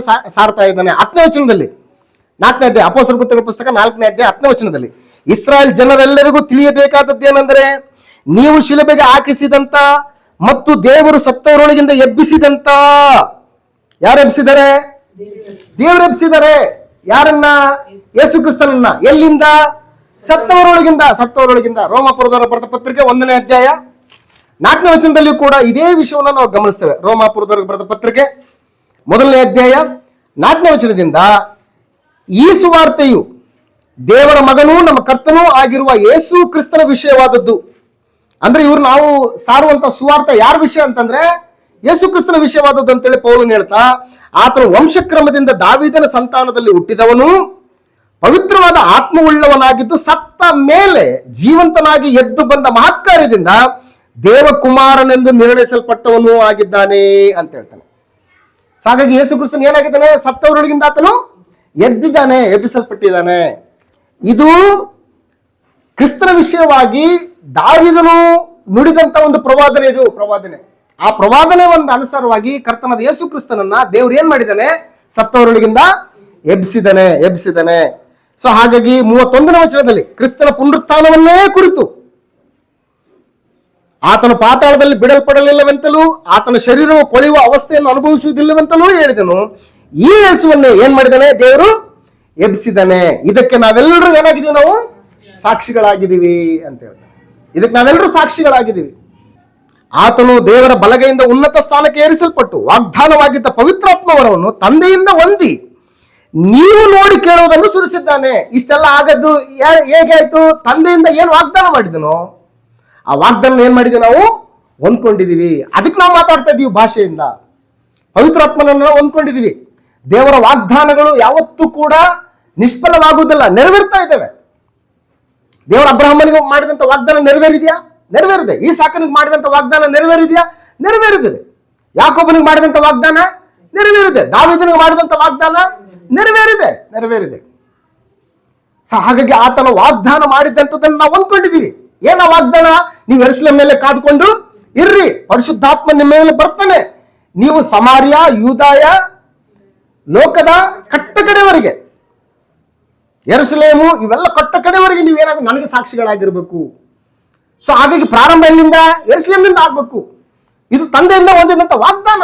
ನಾವು ಅದನ್ನು ಪಡ್ಕೊಂಡಿದೀವಿ. ಇವಾಗ ಪಡ್ಕೊಂಡು ಆ ಆತ್ಮನ ಬಲದಿಂದ ನಿಮಗೆ ನಾವು ಏನ್ ಮಾಡ್ತಾ ಇದ್ದೀವಿ? ಸುವಾರ್ತೆಯನ್ನ ಸಾರ್ತಾ ಇದ್ದೀವಿ. ಪರಲೋಕ ರಾಜ್ಯದ ಬೀಗದ ಕೈಗಳನ್ನ ನಾನು ತೆಗಿತಾ ಇದ್ದೀನಿ. ಯೇಸು ಕ್ರಿಸ್ತನು ಸತ್ತು ಹೂಣಲ್ಪಟ್ಟು ಎದ್ದಿದ್ದಾನೆ. ನೀವು ಕೂಡ ಸತ್ರು ಕೂಡ ನೀವೇನ್ ಮಾಡ್ತೀರಿ? ನೀವು ಎಬ್ಬಿಸಲ್ಪಡ್ತೀರಿ. ಆತನ ಪುನರುತ್ಥಾನದಲ್ಲಿ ಪಾಲುಗಾರರಾಗ್ತೀರಿ ಅಂತೇಳಿ ಈ ಒಂದು ಕಾರ್ಯವನ್ನು ಕುರಿತು ಆತನು ವಿವರಿಸ್ತಾ ಇದ್ದಾನೆ ವಿತ್ ರೆಫರೆನ್ಸ್ ಮೂಲಕ.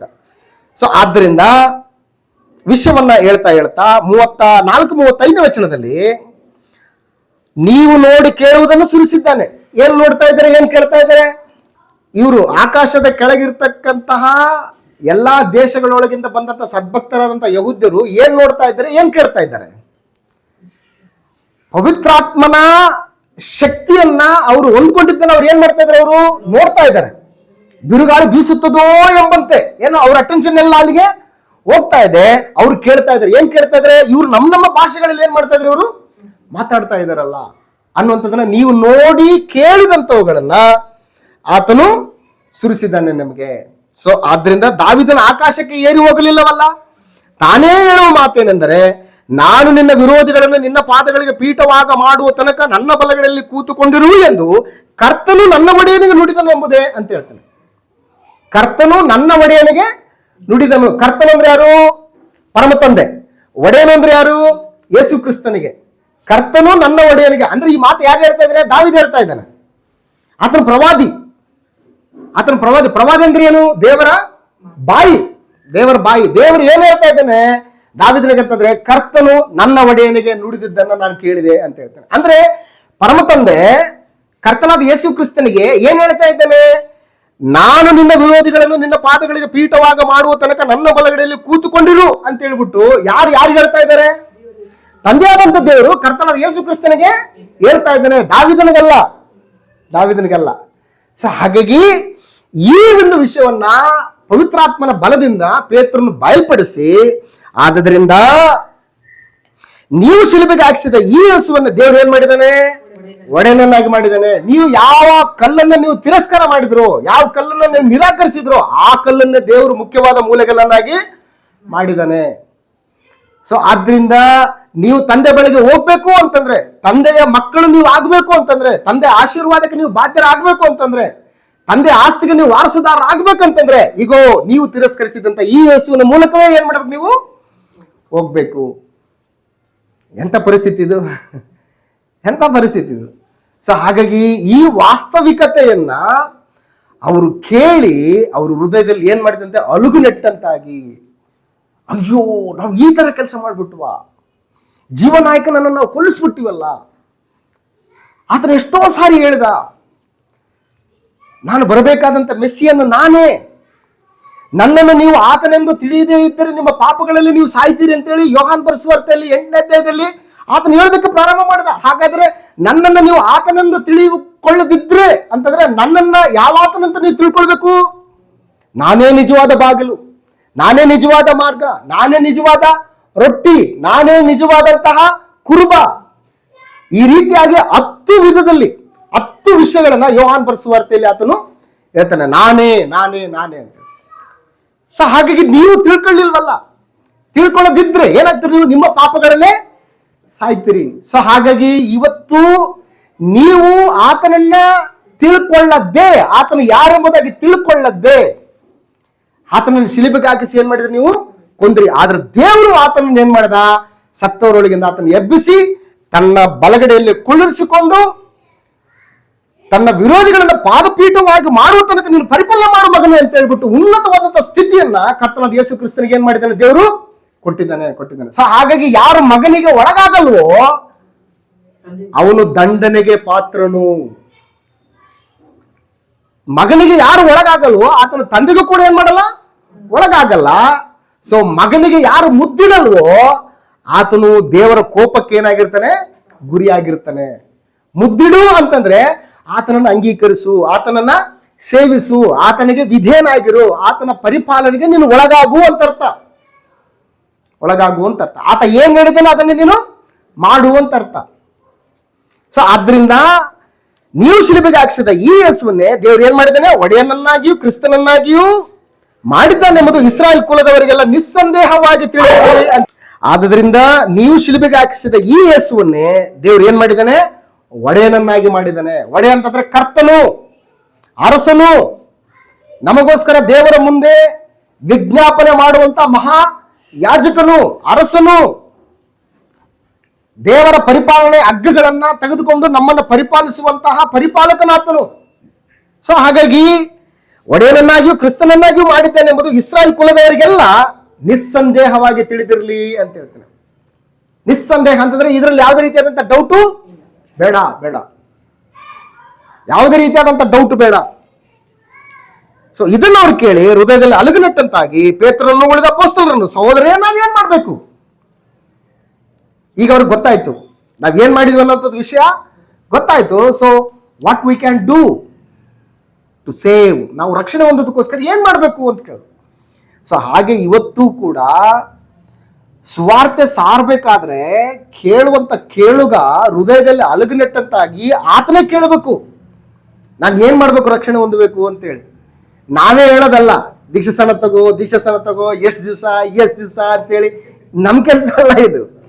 ಪೇತ್ರನ ಕೆಲಸ ಏನಂತಂದ್ರೆ ಸುವಾರ್ತೆಯನ್ನ ಸಾರ್ರಿ. ಯೇಸು ಕ್ರಿಸ್ತನ್ ಕೊಟ್ಟಂತ ಗ್ರೇಟ್ ಕಮಿಷನ್ ಏನು?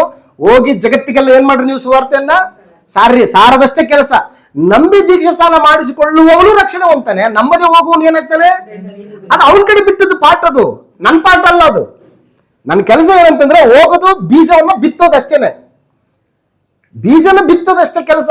ಬೀಜ ಮೊಳಕೆ ಹೊಡಿಲಿಲ್ಲ ಅಂತೇಳಿ ಕೆದ್ರಿ ಕೆದ್ರಿ ಕೆದ್ರಿ ನೋಡಿದ್ರೆ ಅದು ಬೆಳೀತದ, ಅದು ಇವತ್ತಿ ಆಗ್ತದೆ ಕೆಲಸಗಳು ಇವತ್ತಿಲ್ಲ. ಯಾಕೆ ನಿಲ್ತಾ ಇಲ್ಲ, ಆ ಬೆಳೆ ನಿಲ್ತಾ ಇಲ್ಲ ಅಂತಂದ್ರೆ ನಾವೇ ಅದನ್ನ ಮೊಳಕೆ ಓಡಿಸ್ತಾ ಇದ್ದೀವಿ, ಅದು ಫಲ ಕೊಡಲ್ಲ.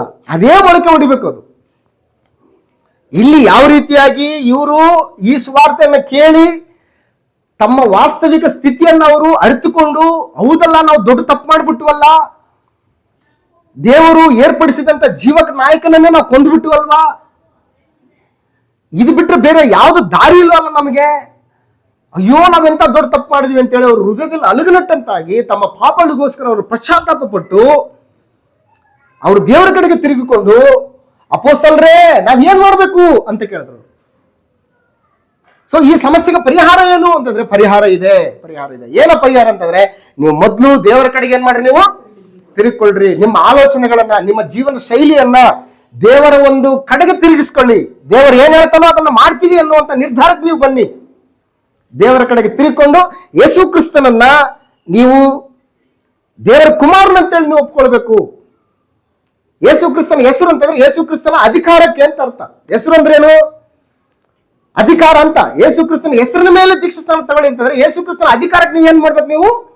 ಮತ್ತೆ ಈಗಾಗಲೇ ನೀವು ಏನ್ ಮಾಡಿದ್ರಿ? ಯೇಸು ಕ್ರಿಸ್ತನ ಅಧಿಕಾರಕ್ಕೆ ನೀವು ಏನಾಗಿಲ್ಲ, ನೀವು ಒಳಗಾಗಿಲ್ಲ. ಯೇಸು ಕ್ರಿಸ್ತನ ತಿರಸ್ಕಾರ ಮಾಡಿದ್ರೆ, ಇವನು ಯೋಸೇಫನ ಮಗನಲ್ವಾ, ಇವನ ಮರಿಯಳ ಮಗನಲ್ವಾ, ಇವನ್ ತಮ್ಮ ತಂಗಿಯರು ಇಲ್ಲೇ ತಿರುಗ್ತಾ ಇದಾರಲ್ವಾ, ಇವನು ಬಡಿಗೆ ಮಗನಲ್ವಾ, ಈ ರೀತಿ ತಾತ್ಸಾರ ಮಾಡಿದ್ರಿ ನೀವು. ಸೊ ಹಾಗಾಗಿ ಇವಾಗ ನೀವು ಆತನ ಏನಂತ ನೀವು ಅಂಗೀಕರಿಸ್ಕೊಳ್ಬೇಕಂತಂದ್ರೆ, ಆತನ ಹೆಸರಿನ ಮೇಲೆ ಅಂತಂದ್ರೆ ಆತನ ಅಧಿಕಾರಕ್ಕೆ ನೀವು ಏನಾಗ್ಬೇಕು, ನೀವು ಒಳಗಾಗ್ಬೇಕು. ಒಳಗಾಗಿ ನೀವೇನ್ ಮಾಡ್ಬೇಕಂತಂದ್ರೆ ಯೇಸು ಕ್ರಿಸ್ತನ ಹೆಸರಿನ ಮೇಲೆ ದೀಕ್ಷಾಸ್ನಾನ ಮಾಡಿಸ್ಕೊಳ್ರಿ, ಆಗ ನೀವು ಪವಿತ್ರಾತ್ಮ ದಾನನ ಹೊಂದ್ತೀರಿ ಅಂತ ಹೇಳ್ತಾರೆ. ಆ ಪವಿತ್ರಾತ್ಮನ ಏನ್ ಮಾಡ್ತಾನೆ ಅಂತಂದ್ರೆ ನಿಮ್ಮನ್ನ ಸರ್ವಸತ್ಯದಲ್ಲಿ ನಿಮ್ಮನ್ನ ನಡೆಸ್ಕೊಂಡು ಹೋಗ್ತಾನೆ. ಸೊ ಈ ವಾಗ್ದಾನ ನಿಮಗೂ ನಿಮ್ಮ ಮಕ್ಕಳಿಗೂ ದೂರವಾಗಿರುವವರೆಲ್ಲರಿಗೂ, ಅಂತೂ ನಮ್ಮ ದೇವರಾಗಿರುವ ಕರ್ತನು ತನ್ನ ಕಡೆಗೆ ಕಡೆಯುವವರೆಲ್ಲರಿಗೆ ಮಾಡೋಣವಾಗಿದೆ ಎಂದು ಹೇಳಿದನು ಅಂತ ಹೇಳಿ. ಸೊ ಈ ವಾಗ್ದಾನ ಯಾರ್ಯಾರಿಗೆ? ಫಸ್ಟ್ ಯಾರಿಗೆ? ನಿಮಗೂ ಅಂದ್ರೆ ಯಾರಿಗೆ? ಯಹೂದ್ಯರಿಗೆ. ನೆಕ್ಸ್ಟ್ ನಿಮ್ಮ ಸಂತತಿಯವರಿಗೆ. ನೆಕ್ಸ್ಟ್ ಹೇಳ್ತಾನೆ ದೂರವಾಗಿರುವವರೆಲ್ಲರಿಗೂ. ದೂರವಾಗಿರುವವರು ಇದ್ರಲ್ಲಿ ಯಾರಿದ್ದೀವಿ ಅಂದ್ರೆ ನಾವಿದ್ದೀವಿ, ಇದ್ರಲ್ಲಿ ನಾವಿದ್ದೀವಿ, ಅನ್ಯ ಜನಗಳು ನಾವಿದ್ದೀವಿ. ಸೊ ಅನ್ಯ ಜನಗಳಲ್ಲಿ ಫಸ್ಟ್ ಎಂಟ್ರಿ ಮೆಂಬರ್ ಯಾರು ಅಂತಂದ್ರೆ ಕೊರ್ನೆಲ್. ನಮ್ಮ ಮೂಲ ಆತ. ಸೊ ಇದು ಹಾಗಾಗಿ ಈ ರಕ್ಷಣೆ ಅನ್ನುವಂಥದ್ದು ಲೋಕದ ಕಡೆಯವರೆಗಿರ್ತಕ್ಕಂಥ ಮನುಷ್ಯನಿಗೆ, ಪ್ರತಿ ಮನುಷ್ಯನಿಗೆ ಆತನು ನಗರ ಪ್ರದೇಶದಲ್ಲೇ ವಾಸ ಮಾಡಬಹುದಾಗಿರಬಹುದು, ಅಥವಾ ಗ್ರಾಮೀಣ ಪ್ರದೇಶದಲ್ಲೇ ವಾಸವಾಗಿರಬಹುದು, ಅಥವಾ ಎಲ್ಲ ಬಿಟ್ಟುಬಿಟ್ಟು ಕಾಡಲ್ಲೇ ವಾಸ ಮಾಡ್ತಕ್ಕಂಥ ವ್ಯಕ್ತಿ. ಒಟ್ಟಿನಲ್ಲಿ ಆತನ ಮನುಷ್ಯನಾಗಿದ್ರೆ ಆ ಮನುಷ್ಯನಿಗೆ ರಕ್ಷಣೆ ಅನ್ನುವಂಥದ್ದು ಇದ್ದೇ ಇದೆ. ಯಾವುದೇ ರೀತಿಯಾದಂಥ ಭೇದ ಭಾವ ಇಲ್ಲದೆ. 40ನೇ ವಚನ, ಬೇರೆ ಅನೇಕವಾದ ಮಾತುಗಳಿಂದ ಅವನು ಖಂಡಿತವಾಗಿ ಸಾಕ್ಷಿ ನುಡಿದು ವಕ್ರ ಬುದ್ಧಿಯುಳ್ಳ ಈ ಸಂತತಿಯವರಿಂದ ತಪ್ಪಿಸಿಕೊಳ್ಳಿರಿ ಎಂದು ಅವರನ್ನು ಎಚ್ಚರಿಸಿದನು. ಅವನ ಮಾತಿಗೆ ಒಪ್ಪಿಕೊಂಡವರು ದೀಕ್ಷಾಸ್ನಾನ ಮಾಡಿಸಿಕೊಂಡರು. ಆ ದಿವಸ ಸುಮಾರು 3,000 ಜನರು ಅವರಲ್ಲಿ ಸೇರಿದರು. ಸೊ ಈ ರೀತಿಯಾಗಿ ಚರ್ಚ್ ಏನಾಯ್ತು, ಅಲ್ಲಿ ಪ್ರಾರಂಭ ಆಯ್ತು, ಸಭೆ ಪ್ರಾರಂಭ ಆಯ್ತು. 3,000 ಜನರ ಮೂಲಕ ಸಭೆ ಪ್ರಾರಂಭ ಆಗ್ತದೆ. ಇವರು ಏನ್ ಮಾಡ್ತಾರೆ ಅಂತಂದ್ರೆ ಅಪೊಸ್ತಲರ ಬೋಧನೆಯನ್ನ ಕೇಳ್ತಾರೆ. ಇವರು ಮಾಡುವಂತ ಪ್ರಮುಖವಾದಂತ ಕಾರ್ಯಕ್ರಮಗಳು, ಆದಿಸಭೆ ನಡೆಸುವಂತ ಪ್ರಮುಖವಾದಂತ ಕಾರ್ಯಕ್ರಮಗಳು ಯಾವ್ದಾದ್ರೆ ಇವರು ನಂಬರ್ 1 ಅಪೊಸ್ತಲರ ಬೋಧನೆಯನ್ನ ಕೇಳ್ತಾ ಇದ್ರು. ಅಂದ್ರೆ ಈಗ ದೀಕ್ಷಾಸ್ನಾನ ಹೊಂದಿರತಕ್ಕಂತ ಪ್ರತಿಯೊಬ್ಬ ಪ್ರಜೆಯೂ ಕೂಡ, ಪ್ರತಿಯೊಬ್ಬ ವ್ಯಕ್ತಿಯೂ ಕೂಡ ಏನ್ ಕೇಳಬೇಕು? ಅಪೊಸ್ತಲರ ಬೋಧನೆ ಕೇಳಬೇಕು. ಅಪೊಸ್ತಲರ ಬೋಧನೆನೇ ಅಂತಿಮ. ಅಪೊಸ್ತಲರ ಬೋಧನೆ ಅಂದ್ರೆ ಮತ್ತೆ ತಪ್ಪಾಗಿ ಅರ್ಥ ಮಾಡ್ಕೊಳ್ಳೋದಲ್ಲ, ಅದು ಕ್ರಿಸ್ತನ ಬೋಧನೆನೇ, ಅದು ತಂದೆಯಾದ ದೇವರ ಬೋಧನೆ, ಪರಿಶುದ್ಧಾತ್ಮನಿಂದ ಪ್ರೇರೇಪಿಸಲ್ಪಟ್ಟಂತಹ ಬೋಧನೆನೇ. ಸೊ ಹಾಗಾಗಿ ಅಪೊಸ್ತಲರು ಯಾವ ರೀತಿ ಬೋಧನೆಯನ್ನ ಮಾಡಿದ್ರು, ಅವ್ರು ಯಾವ ರೀತಿ ಜೀವನ ಶೈಲಿಯನ್ನ ಮಾಡಿದ್ರು, ಅವ್ರು ಯಾವುದನ್ನ ಎಚ್ಚರಿಸಿ ಹೇಳಿದ್ರು, ಅವ್ರು ಯಾವುದನ್ನ ಪ್ರಬೋಧಿಸಿ ಹೇಳಿದ್ರು, ಯಾವುದನ್ನ ಅವರು ಆಜ್ಞಾಪಿಸಿದ್ರು, ಅವುಗಳನ್ನ ನಾವೇನ್ ಮಾಡ್ಬೇಕು? ನಾವು ಕೇಳಬೇಕು. ಅಪೊಸ್ತಲರ ಬೋಧನೆಯನ್ನು ಕೇಳುವುದರಲ್ಲಿಯೂ ಸಹೋದರರ ಅನ್ಯೋನ್ಯದಲ್ಲಿ, ಫೆಲೋಶಿಪ್ ವಿತ್ ಬ್ರದರ್ಸ್, ಸಭೆ ಸಹವಾಸ, ಫೆಲೋಶಿಪ್ ಇಸ್ ವೆರಿ ಇಂಪಾರ್ಟೆಂಟ್. ಸಹವಾಸದಲ್ಲಿ ಇರಬೇಕು. ದೀಕ್ಷಾಸ್ನಾನ ತಗೊಂಡು ನನ್ನ ಪಾಡಿಗೆ ನಾನು ಇರ್ತೀನಿ, ನನ್ನ ಪಾಡಿಗೆ ನಾನು ಮನೆಯಲ್ಲೇ ರೊಟ್ಟಿ ಮುರಿತೀನಿ, ನನಗೂ ಸಭೆಗೆ ಏನು ಸಂಬಂಧ ಇಲ್ಲ ಅನ್ನೋ ರೀತಿಯಲ್ಲಿ ಇರೋದಲ್ಲ. ಎರಡನೇದ್ದು ಅವರು ಸಹೋದರ ಅನ್ಯೋನ್ಯತೆಯಲ್ಲಿಯೂ, ಆಮೇಲೆ ರೊಟ್ಟಿ ಮುರಿಯುವುದು ಅಂತಂದ್ರೆ ಅಪೊಸ್ತಲರ ಕೃತ್ಯಗಳ ಪುಸ್ತಕ 20ನೇ ಅಧ್ಯಾಯ 7ನೇ ವಚನದಲ್ಲಿರುವಂತಹ ವಾರದ ಮೊದಲನೇ ದಿವಸದಲ್ಲಿ ನಾವು ರೊಟ್ಟಿ ಮುರಿಯುವ ನಿಯಮಕ್ಕಾಗಿ ಕೂಡಿ ಬಂದಾಗ ಅಂತ ಹೇಳಿ. ಸೊ ಹಾಗಾಗಿ ವಾರದ ಮೊದಲನೇ ದಿವಸ ಯಾವಾಗ ಬರ್ತದೆ? ತಿಂಗಳಿಗೊಂದ್ಸರಿ ಬರುತ್ತಾ? 2 ತಿಂಗಳಿಗೊಂದ್ಸರಿ ಬರುತ್ತಾ? ವರ್ಷಕ್ಕೊಂದ್ಸರಿ ಬರುತ್ತಾ? 6 ತಿಂಗಳಿಗೊಂದ್ಸರಿ ಬರುತ್ತಾ? ಪ್ರತಿ ವಾರದ ಮೊದಲನೇ ದಿವಸದಲ್ಲಿ ಬರ್ತದೆ. First day of the week ಅಂತ ಹೇಳ್ಬಿಟ್ಟು ಇಂಗ್ಲಿಷ್ ಅಲ್ಲಿ ಇದು ಕೂಡ. ತೆಲುಗುದಲ್ಲಿ ಆದಿವಾರಮನ ಅಂತಿದೆ. ಆದಿವಾರಮನ ಅಂತಂದ್ರೆ ಅವ್ರು ತಪ್ಪಾಗಿ ಅರ್ಥ ಮಾಡ್ಕೊಂಡು ಆದಿವಾರ ಅಂತ ಬರ್ದೈತಲ್ರಿ, ಆದಿವಾರ ಅಂತಂದ್ರೆ ನಾವು ಯಾವ ಆದಿವಾರ ಬೇಕಾದ್ರೂ ತಗೋಬಹುದು, ತಿಂಗಳಿಗೊಂದ್ಸರಿ ಆದಿವಾರ ಬರುತ್ತಲ್ಲ ಅವಾಗ ತಗೋತೀವಿ ನಾವು ಅಂತಾರೆ. ಅದಕ್ಕೆ ದೇವ್ರು ಈ ರೀತಿ ಕನ್ಫ್ಯೂಸ್ ಆಗ್ಬಾರ್ದು ಅಂತೇಳಿ ಆತನ ಇಂಗ್ಲಿಷ್ ಅಲ್ಲಿ ಕೂಡ ಏನ್ ಮಾಡ್ತಾನೆ, first day of the week ಅಂದ್ರೆ first day of the week ಯಾವಾಗ ಬರುತ್ತದು? ಸಂಡೇ ಬರ್ತದೆ.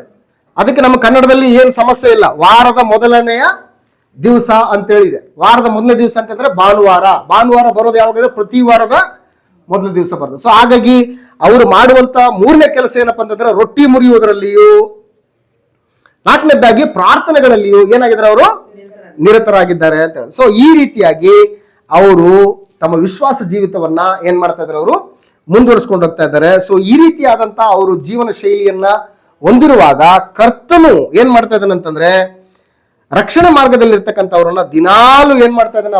ಅವರ ಸಂಗಡ ಸೇರಿಸ್ತಾ ಇದ್ದಾರೆ. ಸೊ ಹಾಗಾಗಿ ಸೇರ್ಸೋ ಕೆಲಸ ಯಾರ್ದು?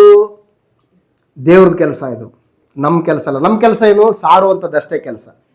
ನಾವು ದೇವರ ಚಿತ್ತಾನುಸಾರವಾದಂತಹ ಜೀವನ ಶೈಲಿಯನ್ನ ಹೊಂದಿಕೊಂಡಿದ್ರೆ ದೇವರೇ ರಕ್ಷಣೆ ಮಾರ್ಗದಲ್ಲಿ ಇರ್ತಕ್ಕಂಥವ್ರನ್ನ ಏನ್ ಮಾಡ್ತಾನೆ? ಹೋಗ್ರಿ, ನನ್ನ ಮಗನ ಸಹವಾಸದಲ್ಲಿ ನೀವಿರ್ರಿ ಅಂತ ಕಳಿಸ್ಕೊಡ್ತಾನೆ ಅವ್ರನ್ನ. ಫಿಲಿಪ ಒಬ್ಬ ಸುವಾರ್ತಿಕನಾಗಿ ತನ್ನ ಕೆಲಸ ತಾನು ಮಾಡ್ದ. ರಕ್ಷಣೆ ಮಾರ್ಗದಲ್ಲಿ ಯಾರಿದ್ರು? ಕಂಚುಕಿ ಇದ್ದ.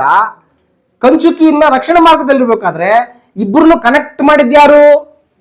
ದೇವ್ರು ಮಾಡ್ತಾನೆ. ಫಿಲಿಪ, ಹೋಗಪ್ಪ ನೀನು, ಕಂಚುಕಿ ಏನೋ ಓದ್ತಾ ಇದ್ದಾನೆ, ಅವ್ನಿಗೆ ಅರ್ಥ ಆಗ್ತಾ ಇಲ್ಲ, ರಕ್ಷಣೆ ಮಾರ್ಗದಲ್ಲಿದ್ದಾನೆ, ಭಾಳ ದೈವ ಭಕ್ತ ಆತನು, ನೀನು ಹೋಗು ಆತನಿಗೆ ತಿಳಿಸು ಅಂತ ಅಂದಾಗ ದೇವರ ಆಜ್ಞೆಗೆ ವಿಧೇಯನಾಗಿ ಆತನು ಹೋಗಿ ಆ ಒಂದು ಸಂದೇಶವನ್ನು ವಿವರಿಸಿ ಹೇಳಿದಾಗ ಅಗೋ ನೀರು ದೀಕ್ಷಾಸ್ನಾನ ಆಗೋದಕ್ಕೆ ನನಗೆ ಏನು ಅಡ್ಡಿ ಅಂತೇಳಿ. ಸೊ ಹಾಗಾಗಿ ಸೇರಿಸೋರು ಯಾರು?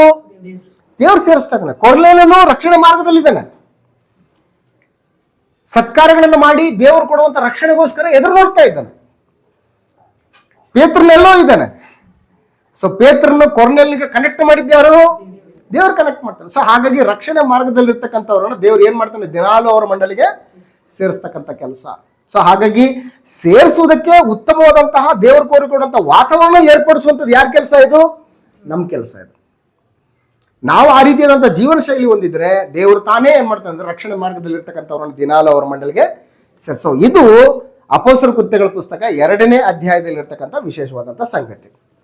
ಸೊ ಆದ್ರಿಂದ ಇದನ್ನ ನೀವು ಇನ್ನಷ್ಟು ಅಧ್ಯಯನ ಮಾಡಿ ಇದರ ಒಂದು ವಿಷಯದಲ್ಲಿ ನಾವು ಇನ್ನಷ್ಟು ಹೆಚ್ಚಿನ ತಿಳುವಳಿಕೆಯನ್ನು ಹೊಂದಿ ಕ್ರಿಸ್ತನ ಸಾರೂಪಕ್ಕೆ, ಕ್ರಿಸ್ತನಲ್ಲಿ ದೇವರು ನಮಗೆ ದಯಪಾಲಿಸಿಕೊಟ್ಟಂಥ ರಕ್ಷಣೆ ವಿಷಯದಲ್ಲಿ ನಾವೆಲ್ಲರೂ ಕೂಡ ಗಂಭೀರವಾಗಿ ನಾವು ಆಲೋಚನೆ ಮಾಡ್ತಾ ರಕ್ಷಣೆಯನ್ನ ಕಾಪಾಡಿಕೊಂಡು ಮುಂದೆ ಸಾಗುವಂಥ ಪ್ರಯತ್ನದಲ್ಲಿ ನಾವು ಸಾಗೋಣ ಅಂತೇಳಿ ಈ ವಾಕ್ಯಗಳ ಮೂಲಕ ನನ್ನನ್ನು ಎಚ್ಚರಿಸ್ಕೊಂಡು ನಿಮ್ಮನ್ನು ಎಚ್ಚರಿಸಿ ವಾಕ್ಯ ಭಾಗನ ಮುಕ್ತಾಯ ಮಾಡ್ತೀನಿ. ಎಲ್ರಿಗೂ ವಂದನೆಗಳು.